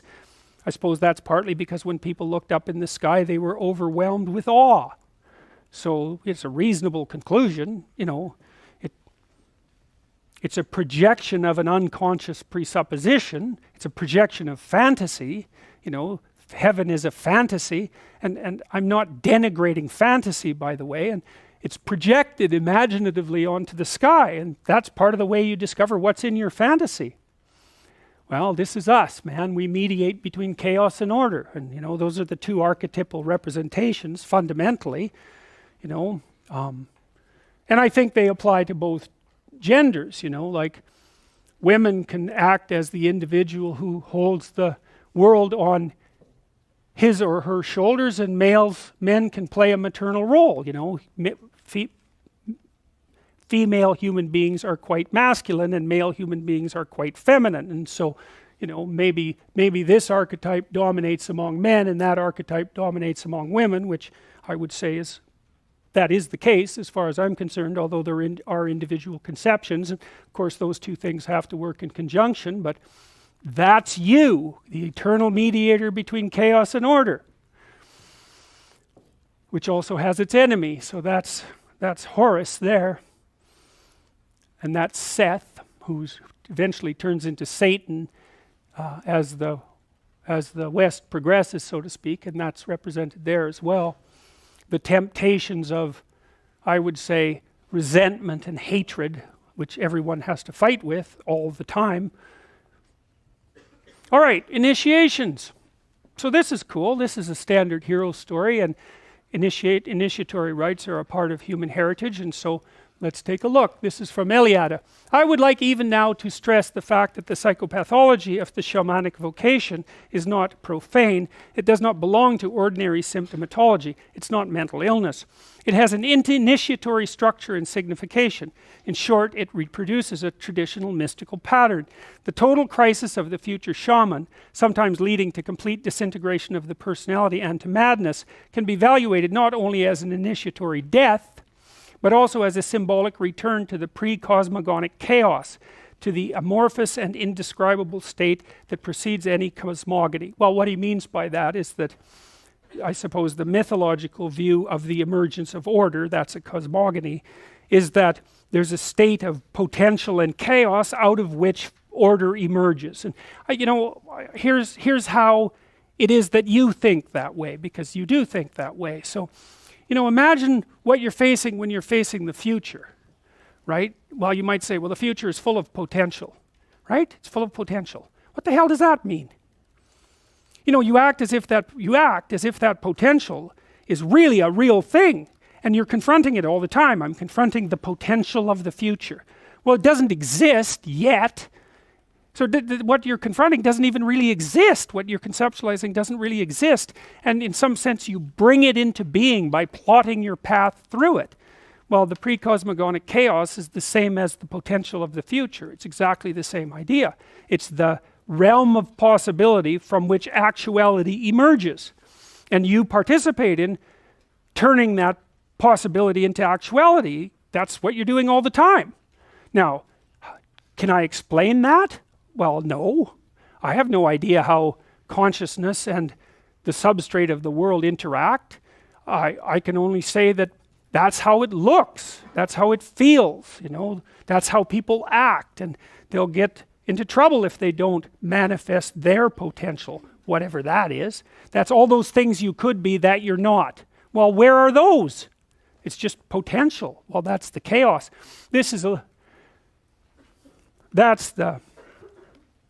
I would say that's the cosmos. That's the cosmos that you live in all the time. It's a little story. It's the thing that you extract out of the chaos. It sort of consists of your conception of where you are now and your conception of where you want to be at some point. Could be 10 minutes, could be 3 years. You can slide it. And then you have a little plan about how you should move your body to transform one into the other. That's your action pattern. That's a little story. And when you ask someone to say what they were up to, they'll tell you a little story like that. You know, I was at some place and I went somewhere else and here's how I did it. And then they might tell you a more interesting story, which is I was someplace and something happened that I really didn't expect, and it knocked me for a loop, you know, and that's a good divorce story. I came home one night and my wife was gone. It's like, yeah, chaos. And probably a bit of willful blindness preceding it, we might suspect. Anyways, down into chaos, and then, well, maybe you learn something down there, and maybe you don't, but hopefully you do, and you put yourself together if you're lucky, and then pop, bang, you pop up into another little structure of order. And that's an initiatory process. It's like you're somewhere stable, falls apart, or maybe you break it apart on purpose. You do it voluntarily, you know. People do that all the time. You know, they do that, for example, when they experiment with drugs, and they do that when they go on wild adventures, and, you know, when they break themselves out of their normal routine and throw themselves somewhere they don't understand and hope that that's going to produce a transformation of personality. That's the basic story. That's the initiatory story. Now, this is William James, who was one of the establishers of modern psychology, and a kind of an odd guy. He was an early experimenter with psychedelics. Of course, they'll never tell you that, but he was. And his drug of choice was nitrous oxide, which is an inhalant gas, which seems to be inert. No one really knows why it works, but it produces quite intense hallucinogenic experience, mystical experience. Although if you breathe too much of it, then you die because it doesn't have any oxygen in it. So don't do that. And he wrote some really bad hippie poetry back in the 1880s while he was, you know, experimenting with nitrous oxide. And I'll read a little bit of that to you. Pure experience is the name which I give to the original flux of life before reflection has categorized it. Only newborn babes and persons in semi-coma from sleep, drugs, illnesses, or blows can have an experience pure in the literal sense of a that which is not yet any definite what, though ready to be any sorts of whats, full both of oneness and of manyness, but in respects that don't appear, changing throughout, yet so confusedly that its phases interpenetrate and no points either of distinction or of identity can be caught. 1905, William James, Journal of Philosophy. You know, a lot of these old guys that established what we regard as, you know, fairly stable bodies of knowledge were just as crazy as you can possibly imagine. They're just the most peculiar damn people, and they get sanitized, you know, as they are represented in history, and that's no fun. You know, I mean, it's much more interesting to know what they were like. They were just so bloody peculiar and strange and involved in all sorts of weird things. It's a lot more fun to know that. Here's his poem. Wow. It's like right from 1968. No verbiage can give it because the verbiage is other, incoherent, coherent, same, and it fades, and it's infinite, and it's infinite. Don't you see the difference? Don't you see the identity? Constantly opposites united. The same me telling you to write and not to write. Extreme, extreme, extreme. Something and other than that thing. Intoxication and otherness than intoxication. Every attempt at betterment, every attempt at otherment is it fades forever and forever as we move. It's like, it's just about as incoherent as postmodernist philosophy. So we know for archaic and traditional cultures that a symbolic return to chaos is equivalent to preparing a new creation. It follows that we may interpret the psychic chaos of the future shaman as a sign that the profane man is being dissolved and a new personality being prepared for birth. Transformation. Here's a way of thinking about it. Paradise. Paradise lost. Redemption. Classic story of mankind. Always. There was a great past. We're in a state of chaos. We're heading towards a better future. Everyone thinks that way. The stories are based on that. Well, that's that. Now, Ellen Berger, who wrote a lot about the psychoanalysts, believed that Freud and Jung in particular had a creative illness, which he regarded as a sort of spontaneous shamanic transformation. And he said, a creative illness has these elements. It succeeds a period of intense preoccupation with an idea and search for certain truth. It's a polymorphous condition that can take the shape of depression, neurosis, psychosomatic ailments, or even psychosis. Jung was in that state when he wrote this book called The Red Book, which was just released last year, which is full of visionary illustrations and very strange poetry. And it contains the communications he had with imaginative beings that he conjured up when practicing doing exactly that. He practiced that for years, and he had these autonomous beings manifest themselves in his fantasy and had long conversations with them. It just, you know, while he was working as a doctor and having a sane, normal life, and well, it's kind of, well, it's really something. Whatever the symptoms they're felt as painful, well, he thought maybe he was going mad. And some people think he did, if not agonizing by the subject with alternating periods of alleviation and worsening. Throughout the illness, the subject never loses the thread of his dominating preoccupation.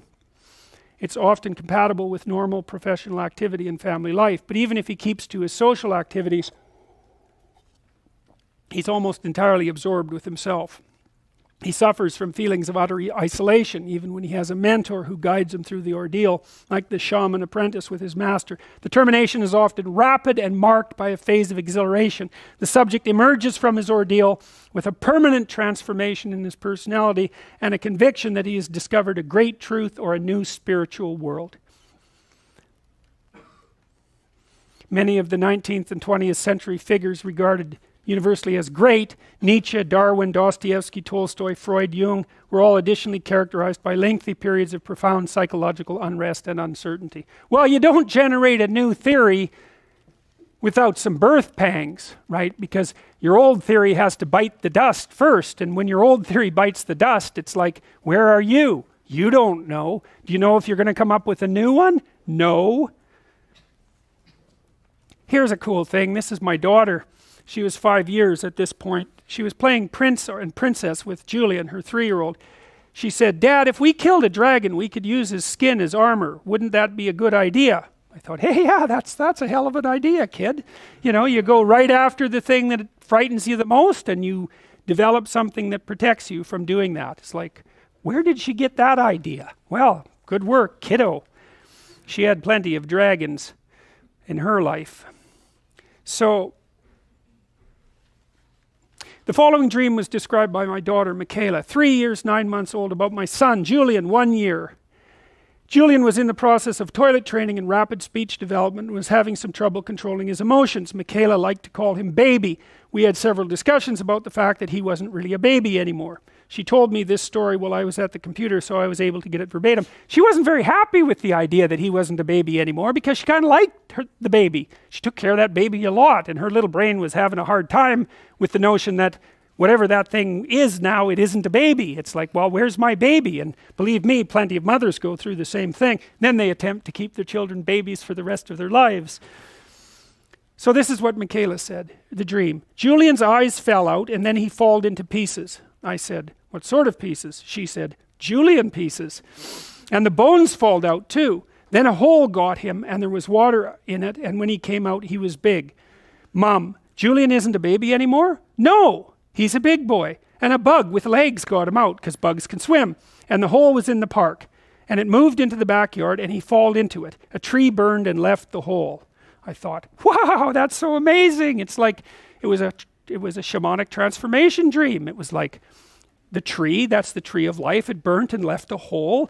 The kid fell into it, it dissolved him right down to his bones. This little bug, which would be a Jungian representation of the self, like Jiminy Cricket, by the way, in Pinocchio.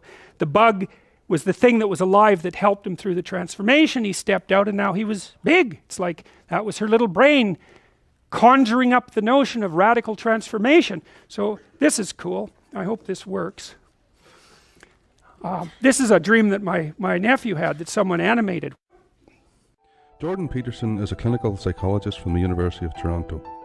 Now, I do disagree with some of his fundamental ideas, but his thoughts on facing problems merge with my Stoic values. Within one of his Maps of Meaning lectures, he tells a true story about a 4-year-old boy, his nephew, who for months was suffering from terrible night terrors, terrors that were waking him up screaming. This boy, by the way, did have some areas of instability in his family life. Jordan visited the young boy's house, and the boy was running around dressed as a knight with a sword, a shield and a helmet. At night time he would take his sword and shield to bed. So Jordan got speaking to him, and the boy described his dream.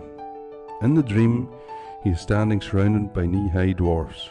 These dwarfs had beaks, and every time he would try to move, the dwarfs would jump up and bite him. A very frightening scenario for a young boy. And if you look behind all the dwarfs, away in the background there was a dragon. And every time this dragon would puff out fire and smoke, more dwarfs would be created. So there's no point fighting off the dwarfs because more would just be made. So Jordan tapped him and asked, what could you do about that?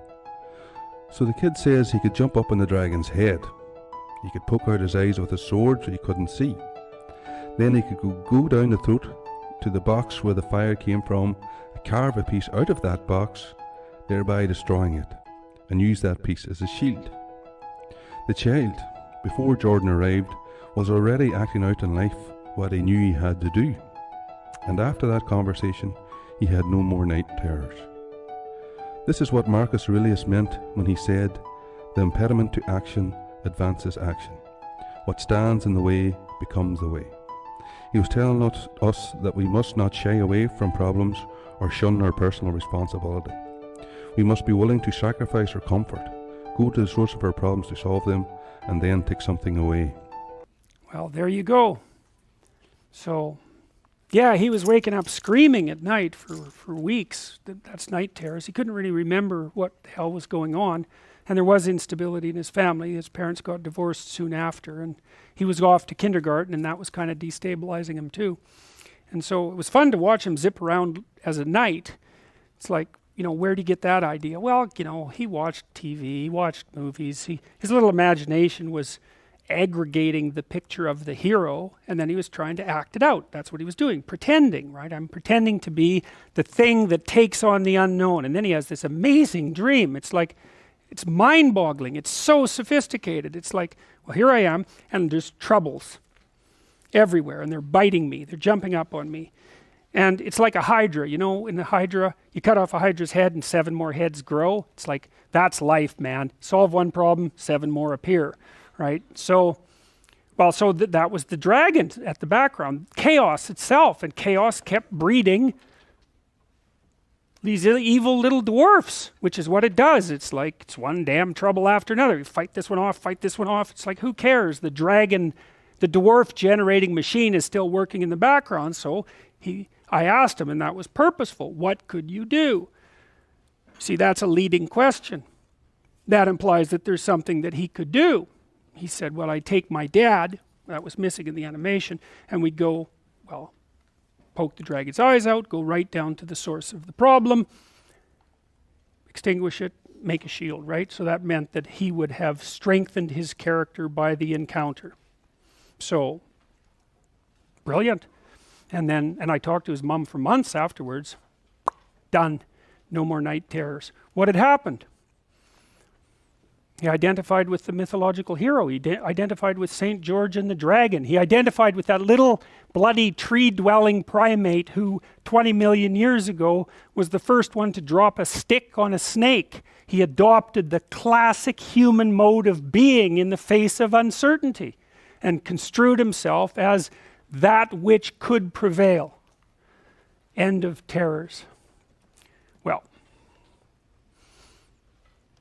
I guess we're done, eh?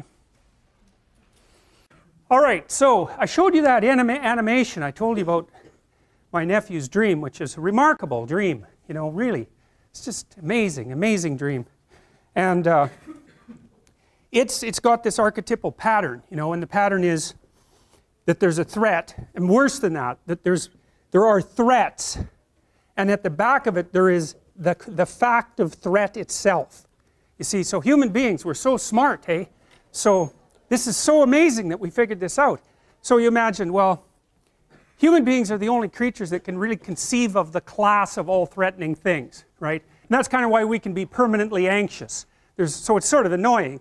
So, you know, here you are, and it's safe, there's no lions here, or anything that might prey on you. But you can think of something to be anxious about, no problem, you know. I'm certain you've got some little skeleton rattling around in your closet somewhere that's like eating away at you. And so I think part of the reason we're so damn awake, human beings, is because we're always anxious. And you have to be awake when you're anxious. And the anxiety system actually activates your reticular activating system, and that actually produces, it's the substrate for consciousness. If you snap a few fibers in the back of your brain that are part of the reticular activating system in a car accident or something, you'll go into a coma, and that'll be that. You're not getting out of it. Doesn't take much of an injury either in the right place. So anyways, so human beings have been struggling with this problem of threat forever, really, for as long as there's been life, or at least as long as there's been life with a nervous system, and you know, that's several 100 million years. It's a long time. And of course, it's easy to, you know, to respond to a particular threat. Think about zebras, they're out there on the veldt, and there's lions everywhere, right? But the zebras are like, they're calm, because their lions are sleeping, and so the zebras don't think, apparently, oh my God, what was going to happen when those lions wake up, because they don't think that way. You know, and they're not going to be happy if the lion goes into a hunting crouch and starts its hunting approach, obviously, but it's not like the zebras are freaking out non-stop because there are lions around, you know. So they can react to specific threats, but human beings, partly because we discovered the future, which was a big mistake. It was a big mistake, because the future is an uncertain place. We realized that, well, there isn't any threat right now, but there might well be some tomorrow. And if there isn't some tomorrow, well, maybe next week or next month or next year, like it's coming. And so there's danger. So it's the category of danger, you know.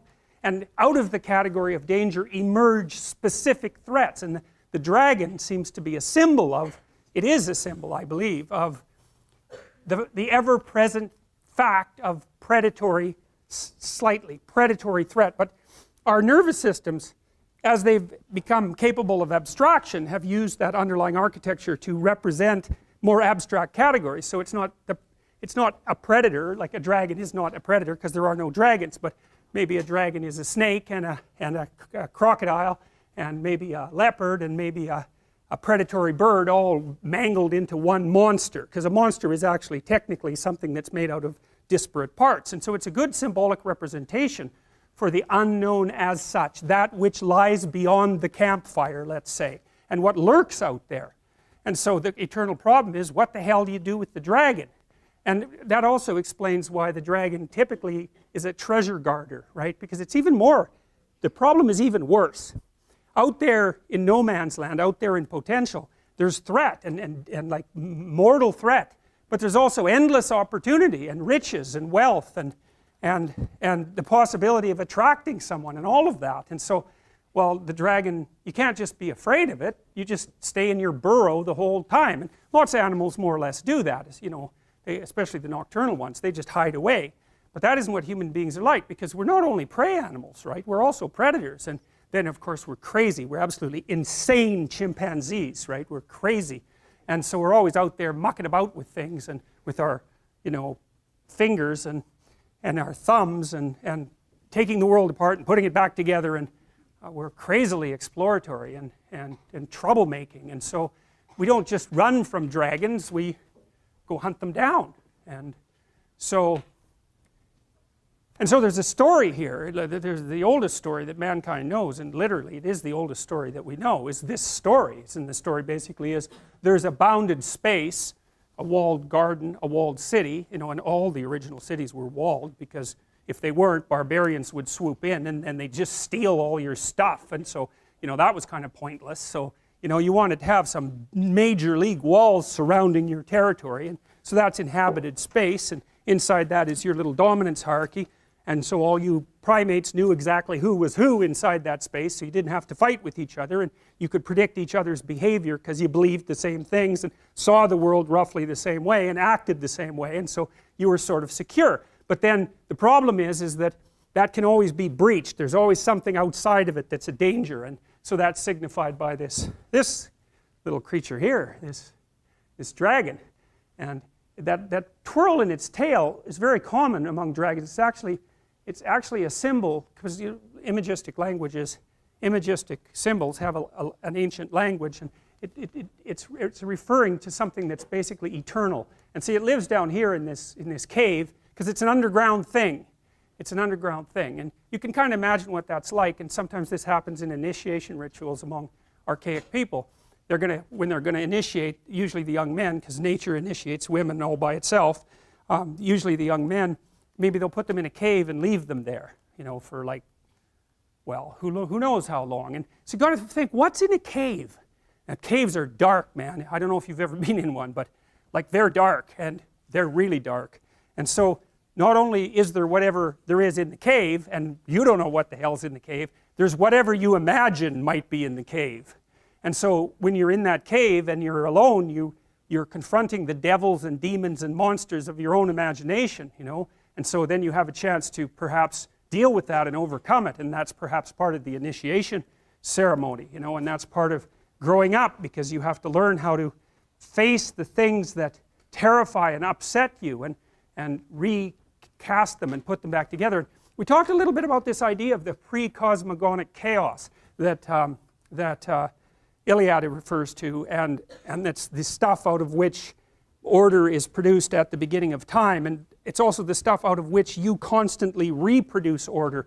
And the Jungians, the psychoanalysts, especially the really deep psychoanalysts like Jung, Freud was a more surface psychoanalyst, and that's not an insult. There's some things that Freud figured out that are absolutely amazing. He was a precursor to Jung for sure. For Jung, the hero's journey was the journey inside the unconscious, and that would be perhaps in some sense that the willingness to face everything terrible that's happened to you, and to think it through and to articulate it, and to come to grips perhaps with your own capacity for malevolence. That was a really important part of Jungian ideas, that the first step towards individuation, which is the manifestation of your full self, let's say, was the discovery of your shadow. And your shadow is the part of you that will do terrible things, under the right circumstances, and maybe even without that much provocation. And you know, and it's a terrifying part of you to come into contact with, because it's sort of the way that you're specifically attached to the archetype of evil. That's a good way of thinking about it. And you know, modern people, they don't really think much about the idea of good and evil, but that's because most of them are so damn naive, you can just barely even comprehend it. You know, if you read any history, if you really read it, like, and you don't come away with the idea that evil exists, it's like you're just reading the wrong kind of history, you know. It's just unbelievable what people can do to each other. And we're so imaginative, you know. And one of the things I figured out about people, the reason that we have the knowledge of good and evil, let's say, is that because we're self-conscious and we know about ourselves, we know about our own vulnerability, right? You know what hurts you. You really know what hurts you, way more than an animal knows. And so, and you're also creative, and so once you know what hurts you, man, you can really hurt someone else. And you can do it in such a creative way. You can draw it out. You can make it excruciating. You can take people apart physically and psychologically. And you can keep them, say, even right on the edge of death, so that you can keep doing that endlessly. And, you know, that happens. Hell of a lot more than you think it happens. It happens a lot. And so, well, and you think, well, you know, that doesn't involve me. It's like, oh yes, it does, man. That's the problem, because you know, you're human, and that's the sort of things that human beings are capable of. And I'm not saying it's all probable that you do that ever, or that, but I'm saying that, you know, you got to take that into account. When you're looking at the world and you think about all the perpetrators out there, it's like, it's not like there's perpetrators and there's victims. That isn't how it works.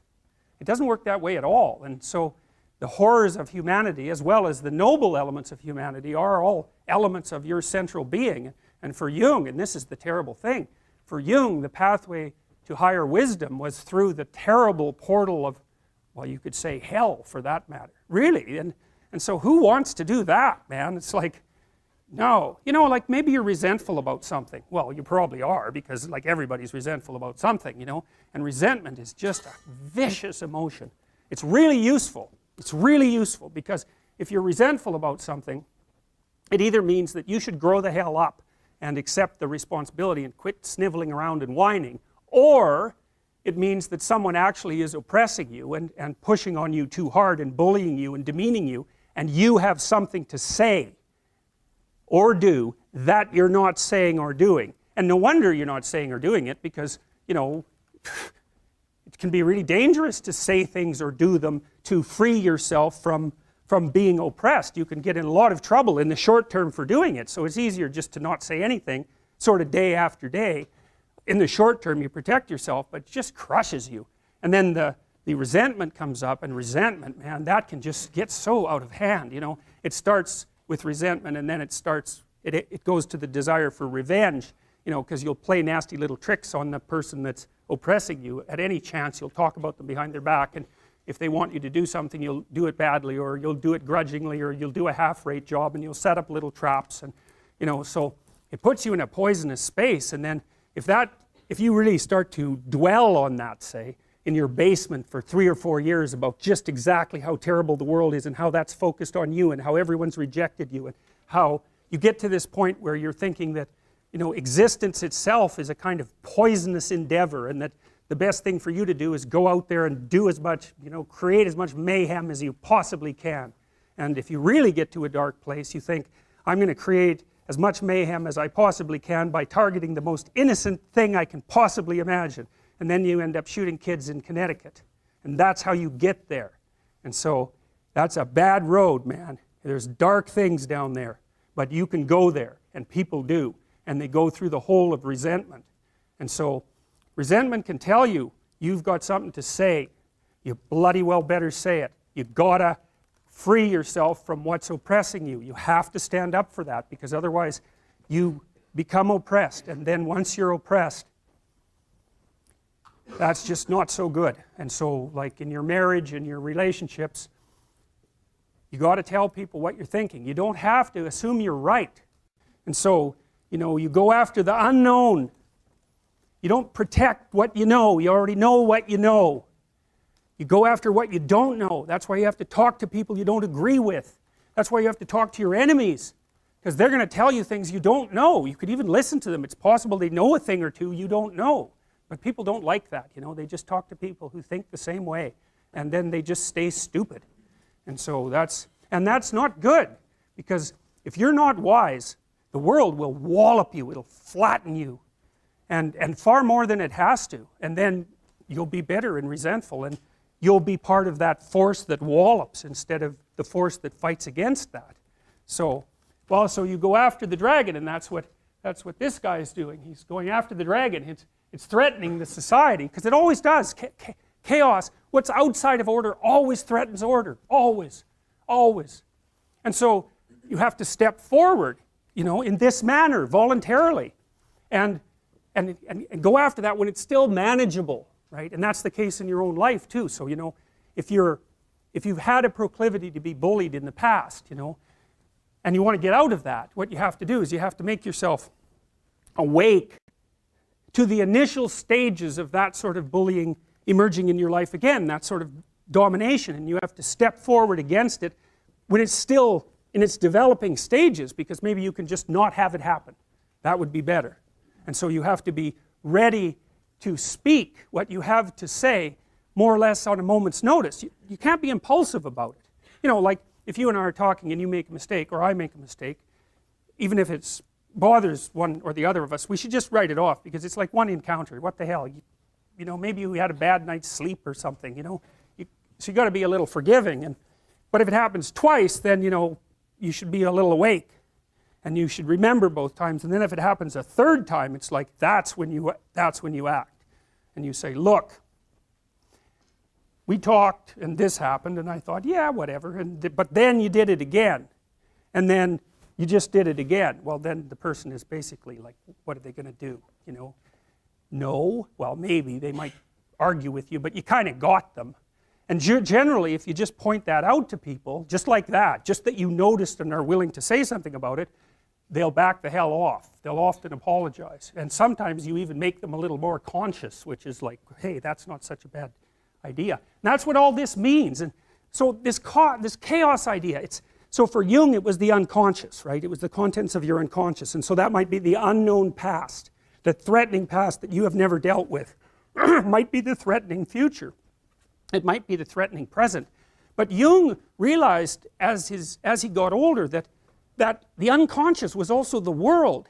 And you think, and so the chaos is not only your unconscious mind, which meets the unknown, but it's actually the unknown itself mingled together. And you think, what the hell does that part? That's why the dragon is a land creature and an air creature. It's matter and spirit at the same time. And this sort of gets us into constructivism. Because the constructivists think that basically what happens is that you encounter those elements of the world that don't fit into your theory, and out of those new elements you make the world through your perceptions, and you make yourself by incorporating the information and transforming yourself. And that's how Piaget explains the development of a child. The child starts out with some reflexes, basic reflexes, and manifesting the reflexes produces results in the world, and then the child has to reorganize its perceptions to take into account the transformations, and so then it gets a little more sophisticated, and then it can do a few more things, and then it can manifest more changes in the world, and then it tracks them and modifies its perceptions and actions to account for them, and it just keeps doing that, and that's how the child boots itself up like a computer does. It's a very cool idea.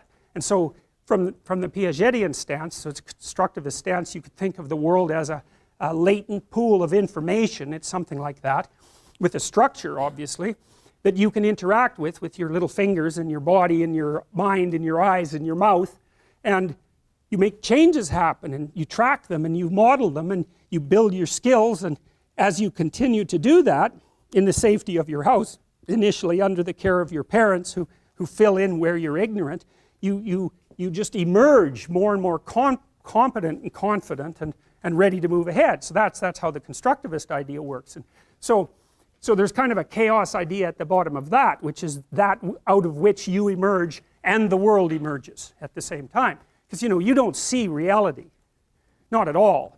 You see almost like an animated version of reality, you know. Like when I look at you, I just see the front of you, I just see the outside of you, I see you at this height, I don't see any of your internal structure, I don't see the back part of you at all, I don't see your family, I don't see your history. I don't see your future. You know, I just see this slice of you. You're so complicated. I just see this little, like, oversimplified slice of you right now, and I think that's the reality. And it's sort of the reality, the way that a Simpsons character is you. It's like, it's sort of like you, and it's enough so that you can watch the story, but the real you, man, God only knows what that is. And that's a Jungian idea, you know, that the real you is something that radically transcends your perception of yourself or your conception of yourself, and that you get to that higher you, at least in part, by going into the darkest place. And so, it's a hell of an idea, man. It's really, but it's the old idea of initiation. It's as old as time, that idea. And there's something to it, and we definitely recreate it in psychotherapy. Like, this isn't an airy theory.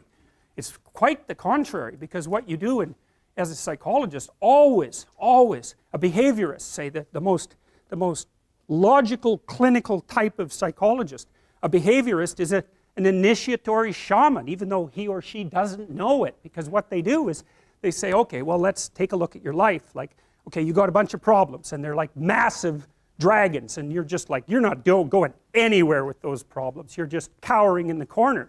And what the behavior therapist does is cut that dragon into those little dwarfs until the dwarfs are small enough so that you can really kick the hell out of them. And so, but the way they do that is they take the problem and they decompose it into elements that are small enough that you have a reasonable probability of mastering them. So you take the problem apart into its micro problems, careful analytic process. And then you think, okay, well, how could we progress a little bit this week? And some of that is to practice facing things you're afraid of. So like if you're agoraphobic and you can't get on an elevator, you can't get on a taxi, and you can't stand up to your husband, and I'm saying husband because most agoraphobics are women, most of them are middle-aged women, and most of them were too dependent for most of their life. So that's a monster. It's like society, husband, elevator, taxi, subway. It's a monster, and it's that place you will not go. And that's because you feel this high and everything else looks this big. And so, and partly that's because you've run away, and when you run away from something, it grows and chases you, which is, well, it's exactly what happens to a prey animal, man. If you go in the woods and you find a bear, especially a grizzly, well, you're in real trouble if it's a grizzly. But if it's a black bear, you know, generally speaking, if you stand your ground and make a hell of a lot of noise, that thing will leave you alone. But if you run, well, what's it supposed to think? It eats things that run from it. So that's exactly where that idea come from. You turn tail and run, and then the thing that you're afraid of is really a monster, and it's going to like get you and eat you. It's like, well, that's true psychologically as well. And the same circuits that we used to, when we were, you know, out in the forest, even in trees, the same circuits that we used to parse up the world then into safe territory and place where the predators loom is the way we parse up the world now, which is safe territory and the place where the predators loom. It's just become abstracted, way up, abstracted way up. So, but it's the same damn circuits. We know this. Like the same circuits you use to forage for information, which is dopaminergic circuit, is the circuit that squirrels use to forage for nuts. And you think, well, why? Well, it's because there's no difference between information and food. Like you trade information for food all the time. That's what you're doing when you're working, especially if you're working on a computer. So the idea that there's an equation between information and food, it's like, well, obviously there's an equation between them. So of course you'd use the same circuits. And I mean, the damn squirrel has to remember where the nuts are. And so for him, information is food even. So and what happened to human beings is that we started thinking, hey, maybe it's better to go after information than it is to go after food. Because going after information produces more food than just going after food. And so that was a pretty damn smart idea, and so we're still doing that. So anyways, this is what you're supposed to be doing. And this is what behavior therapists do. They decompose your problems. What are you afraid of? Well, okay, you're afraid of everything. Well, let's get something specific you're afraid of. Well, I'm afraid of an elevator. Okay, an elevator. So I have a client, she's afraid of elevators. The elevator door opens, she goes, that's a tomb. And I thought, oh, wow, I thought it was an elevator. But for you, it's not a bloody elevator. It's death. And so that's what you're afraid of. It's worse than that. You're afraid of being trapped inside there in the dark, alone, not knowing if anyone is going to rescue you, stuck there with your damn imagination, freaking out. It's like, and if that's not, and then maybe you have a heart attack because you're so terrified and you die. It's like, you know, so that's the elevator. Well, it's no bloody wonder that no one's going to get into something like that. And then maybe underneath that is your distrust in the mechanisms of society, right? Because, you know, a normal person, those weird creatures, they'll get an elevator, what the hell, they don't care. And partly it's because they have an implicit belief, even if the thing stops, somebody will come along and rescue them. And usually you don't even think about it, right? It's like, oh, what the hell, it's an elevator. It's like, the danger is invisible to you. And it's partly because you implicitly trust the structure. And so maybe you go into the unconscious presuppositions of the person who is terrified of the elevator and the subways, and you find out they have a real problem with trusting authority, and that's partly why they don't get along with their husband and why they've never been able to stand up for themselves. So then you say, okay, well, you're afraid of the damn elevator, but it's not an elevator, it's a tomb, and the tomb is partly you and it's partly the elevator and partly your unconscious mind. And so, well, what can you handle? Can you go and look at an elevator from 10 feet away? It's like, yes. Okay. How about 9 feet away? Yes. 5 feet? Yes. 4 feet? No. Okay, no problem. 4.5 feet. We're going to go from that elevator and we're going to look at the damn thing until you're bored of it. Because that's what we're trying to, you should be bored of the elevator. Because then you're not afraid of it, obviously. It's like, it's an elevator. You just don't notice it, right? All these things around here that you don't notice. I'd take you out of here and ask you what color the walls are. You haven't got any idea. You know, I suspect for most of you, there's not a chance you'd be able to identify the gender of the person who's sitting next to you, unless you know them. It's like, you just don't remember anything. And why should you? Everything works. Like, you don't have to pay attention to it. It's like, is that staying up? Yeah, it's still up. Yeah, still up. Still up. I was like, really? No. No, you get bored of that real quick, and so then you just ignore it. But the agoraphobic has had that veil of ignorance torn away, and what they see behind it is mortal threat, and so that's really what you're helping them deal with. And so this week they're 4.5 feet from the elevator, next week they're a foot from the elevator, and the week after that the horrible gates of hell open and they look inside and they don't run, and so hey, they're tougher than they thought they were. And that's what you're teaching them, actually. You're not teaching them that the world isn't dangerous, because that's a stupid thing to teach someone. Bloody right, the world is dangerous. It's terrifying.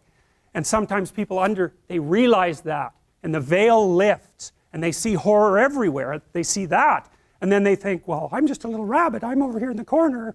I can't move. I'm petrified. And then they can't move. They hide at home. They cower at home, because everything has become a predatory domain.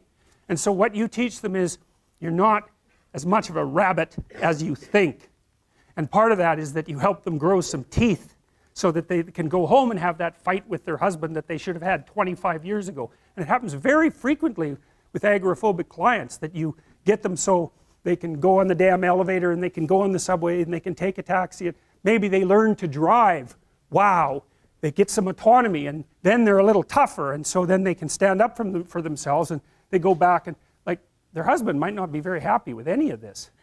Really, it depends on what sort of guy he is, you know. If he's a real tyrant, he might be just perfectly happy that he's married to someone who, you know, is afraid of her own shadow, because then she won't ever leave.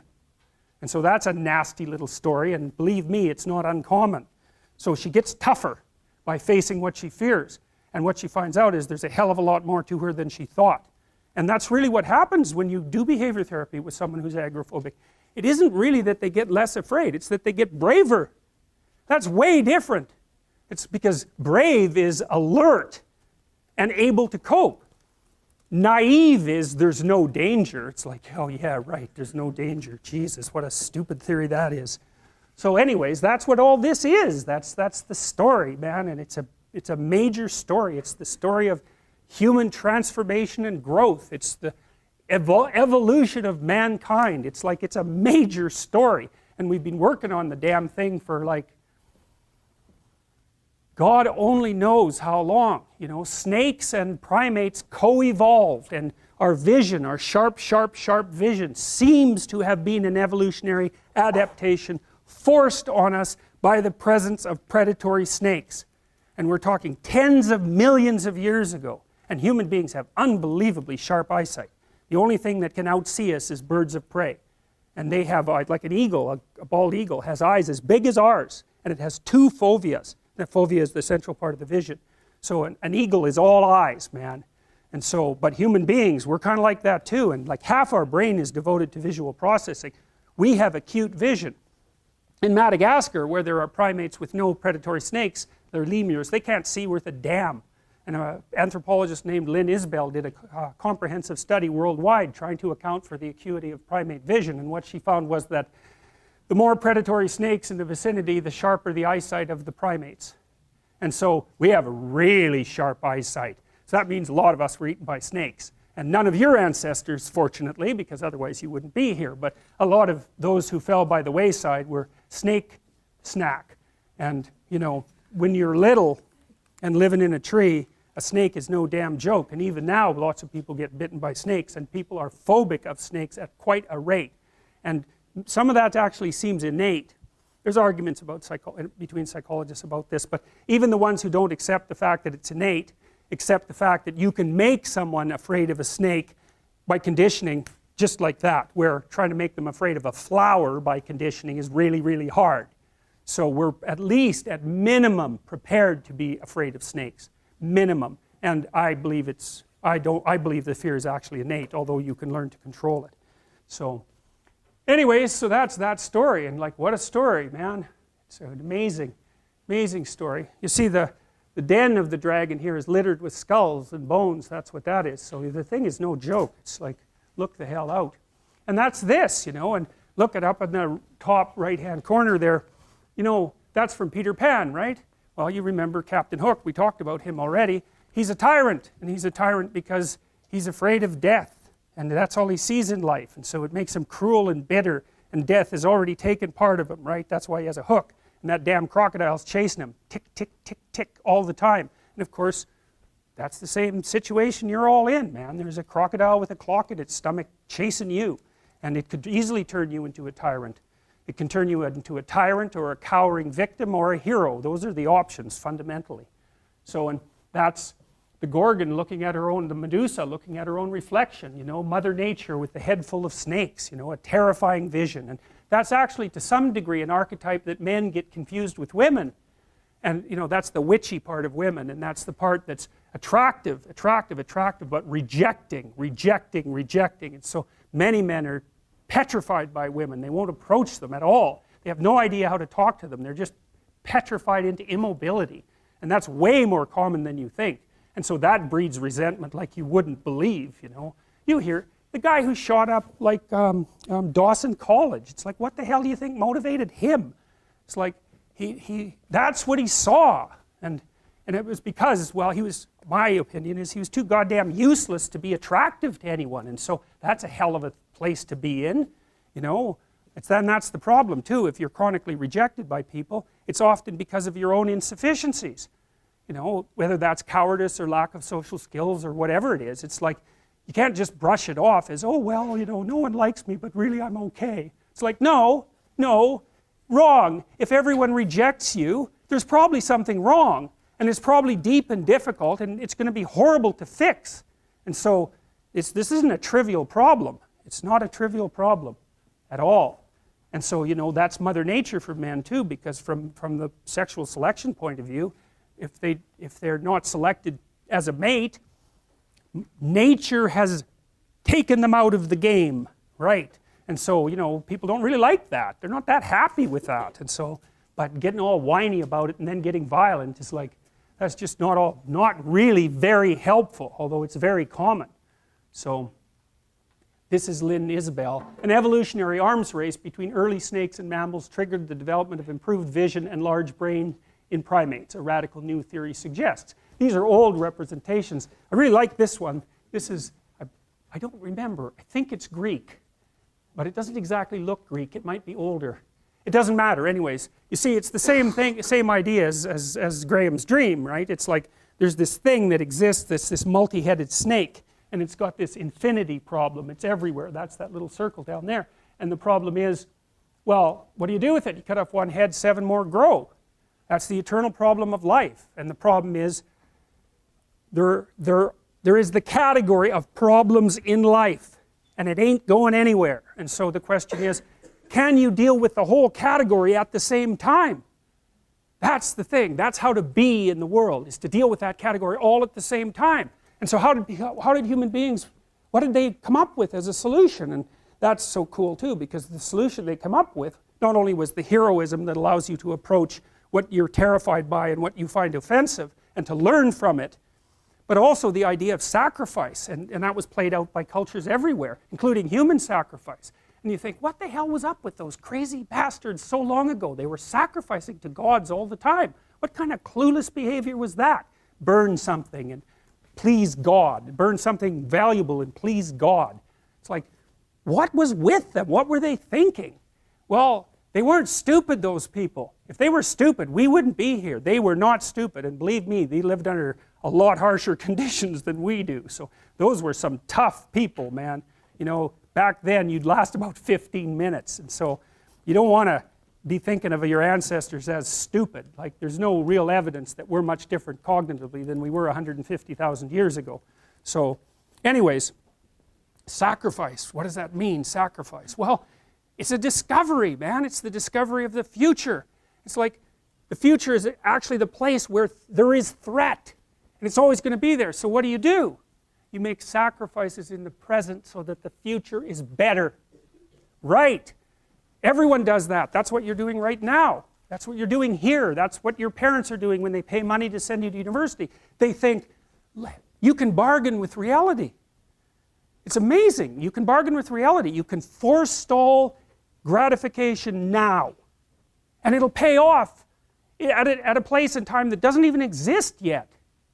It's like, who would have believed that? It's like, that's a miracle that that occurs. And it's not like people just figured that out overnight. You know, we were chimps, for Christ's sake. Like, how are we going to come up with an idea like that? Well, it's like, well, we thought about it for 7 million years. And, you know, we got to the point where we could kind of act it out. But we didn't know what we were doing. But it emerged as like a dream. So the terror of the future is a dream. And the solution to the terror, the dream of the terror of the future, is another dream. And it comes out in mythology and in fantasy and in drama, where you act out the sacrifice. And then it's a step on the way to full understanding. So we can say sacrifice now instead of doing it, you know, although we still do it. It's just not concretized like it used to be. We do it abstractly. And we all have faith that it will work, you know, and we also set up our societies so that it'll work. And one thing about, you know, there's minimal ways that you can set up a society that will work. And so one of them is that the society has to be set up so that your sacrifices will pay off, or you won't work, and then the society will die. And so it has to make promises. People have to make promises to one another. And that's what money is. Money is a promise that your sacrifice will pay off in the future. That's what money is. And so if the society is stable, you can store up your work right now. You can sacrifice your impulses, and you can work, and you can store up credit for the future. And then you can make the future a better place. But society has to be stable enough to allow for that. Hyperinflation will do you in. So the promise that's implicit in the currency is the promise that what you're doing now will pay off in the future. And if people don't have that promise, then, well, we know what they do. Because in gangs, for example, in, say, gangs in North America, the time horizon of the gang members shrinks rapidly because they don't really expect to be alive much past 21. And so they get really impulsive and violent. And like, why the hell not? That's what you do when the future doesn't matter, when it's not real. You default back to living in the moment, and you take what you can get right now. And no wonder, because you don't know if you're going to be around in a year. And you get whatever you can while you can bloody well get it. And that's like anarchy, that state. And so you don't want to live in, some people like to live in that state because they're really wired for that, you know. And so they're much more comfortable in those conditions. They're kind of like warrior types, I would say, in some sense. But, you know, for most people, that's just, well, that stress will just do you in, you know, the stress of a life like that.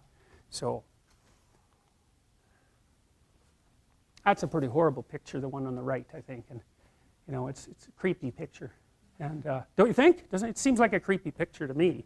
Yeah, and so that's Quetzalcoatl, if I remember correctly, who was an Aztec dragon god. And that's the eye of Horus, by the way, this little thing here. And see, the Egyptians, they worshiped the eye. Yeah, well, that's cool because, well, why did they worship the eye? Well, wake the hell up and look at the world. That's your salvation to do that. Pay bloody attention, especially to the things you don't want to pay attention to. And use your vision. Have some vision. And you can use your vision to see into the future. And that's your redemption. And the Egyptians, they didn't know how to say that, but they knew how to represent it. And that's how they represented it. Like, the pupil on that is completely open, completely dilated. And that's a god as far as the Egyptians were concerned. It's Horus, and I'll tell you Horus' story at some point. So, early primates developed a better eye for color, detail, and movement, and the ability to see in 3 dimensions. Traits that are important for detecting threats at close range. Humans are descended from these same primates. All right. So, now, the initiation. Well, when you go into psychotherapy, or when you make any supreme moral effort, which is roughly the same thing, you have to confront that which you do not know. Now, I mentioned the pre-cosmogonic chaos and the idea that at the end of Jung's life, he sort of thought of the unconscious and the world as the same. And you think, what the hell does that mean? But here's what it means. So let's say you're in a long-term intimate relationship and you get betrayed. Okay, so what is it that you see when you see your partner at the moment you know of the betrayal?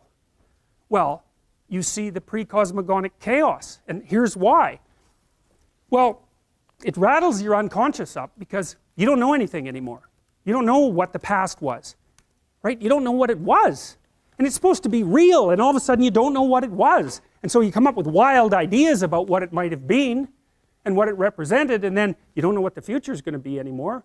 So then your fantasy fills that space, and you don't know who the hell you're looking at, that's for sure, and you don't know much about human beings, and you certainly don't know anything about yourself. And so all of a sudden, not only is everything in chaos inside your mind, but everything is in chaos in your world. And it actually is, and there's no telling the difference between those two things. You know, and so then you're just shattered. And so then you go talk to a therapist for like 2 years, and you think, well, what happened? What was the reality? And the reality is, because who knows what the reality was, like, but as far as you're concerned, the reality is, I better represent this properly in my head. I better figure out who I was, who that person was, what we did together, and what it meant, because I do not want this to happen again. And so you're healed when you get to the point where you've grasped the bloody moral of the story. What went wrong? And how can I not have that happen again? Because that's the purpose of learning, right? That's the purpose of memory. It's to prepare you for the future. And so you have to pull out of that massive chaos a functional representation that increases your wisdom so that you're not this naive target the next time you enter into a relationship. So at least you can have another relationship without being so traumatized that, you know, you're done. And you know, it can take people years to talk that through, because this landscape of potential opens up when they're betrayed. It's like, well, anything could have been the truth. Well, to sort through that, you have to wander through all that mess, and it's really painful and emotional as well. You have to sort through all that mess to come out with the new you, right? The renewed you. And so, well, this is a representation of it. This is how people act this out.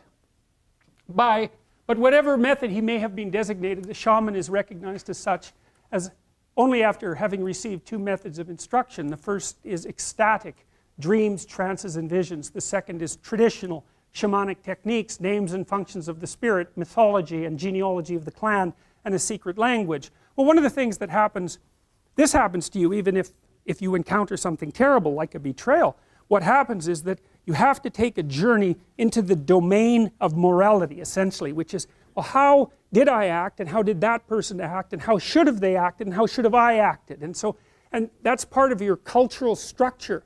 And so that's the idea of rescuing the dead father from the depths, right? And that's, well, we'll show you some examples of that. So this is a critical issue with regards to the shamanic transformation, is that people go through these terrible experiences, often drug-induced, by the way, with regards to the shaman. They usually use psychedelic chemicals of one form or another, often mushrooms, but they've come up with some very strange concoctions like ayahuasca down in the Amazon. And ayahuasca is an amazing substance. It's made out of the bark of one thing and another plant whose name I don't remember, that hardly even grow in the same place and that have to be cooked together in a special way, and no one has any idea how the damn Amazonians figured that out. It looks impossible, and if you ask them, they say, well, the plants told us how to do it, which, you know, Western people don't find very helpful, but the shamans are perfectly happy with that description. And ayahuasca takes them apart, and it does that in part because it affects the serotonergic system very, very powerfully, like all psychedelics do, and it transports them to another world, and that's how they interpret it. And what we know about psychedelics, you could put in a thimble and then throw the thimble away. We know nothing about psychedelics. There's new experiments going on at Johns Hopkins, for example, with psilocybin, which is part of this active chemical in magic mushrooms. Same structure basically as LSD and mescaline, and all the real psychedelics have basically the same structure, except the one that's derived from Amanita muscaria, which is called muscarinic acid, and it's its own weird thing that no one knows anything about. Anyways, they have profound neurochemical effects in very small doses, and the research group at Johns Hopkins has given psilocybin to research subjects, you know, purified psilocybin, because they started the new experimentation with psychedelics, and that's been banned for like 40 years, because psychedelics were so terrifying to our culture that we just put them away. It's like, whoa, no, we're not going there.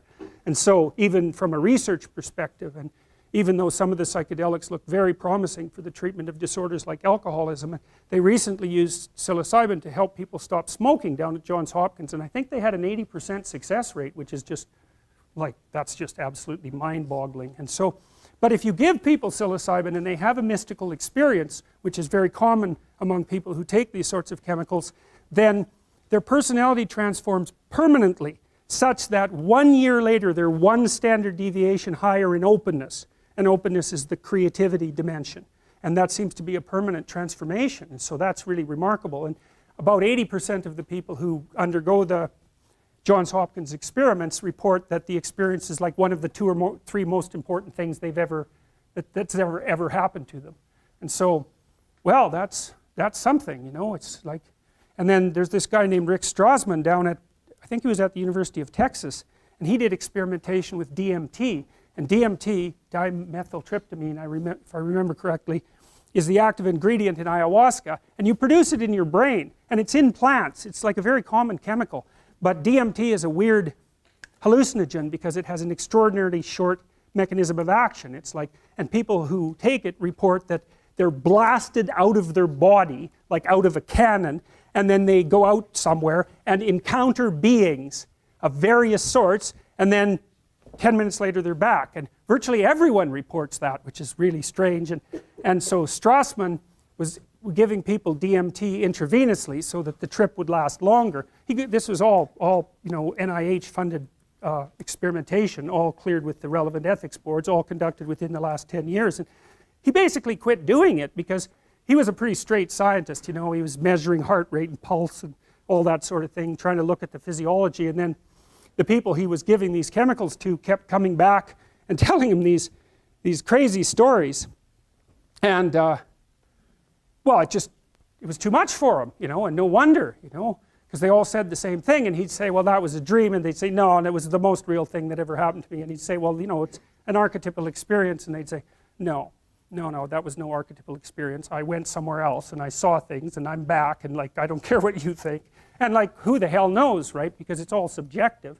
But the weird thing about it is that everyone's reporting the same thing. How the hell do you account for that? And then the shaman, you know, when they take these psychedelic chemicals, they basically say the same thing. They say, well, first of all, it more or less killed me.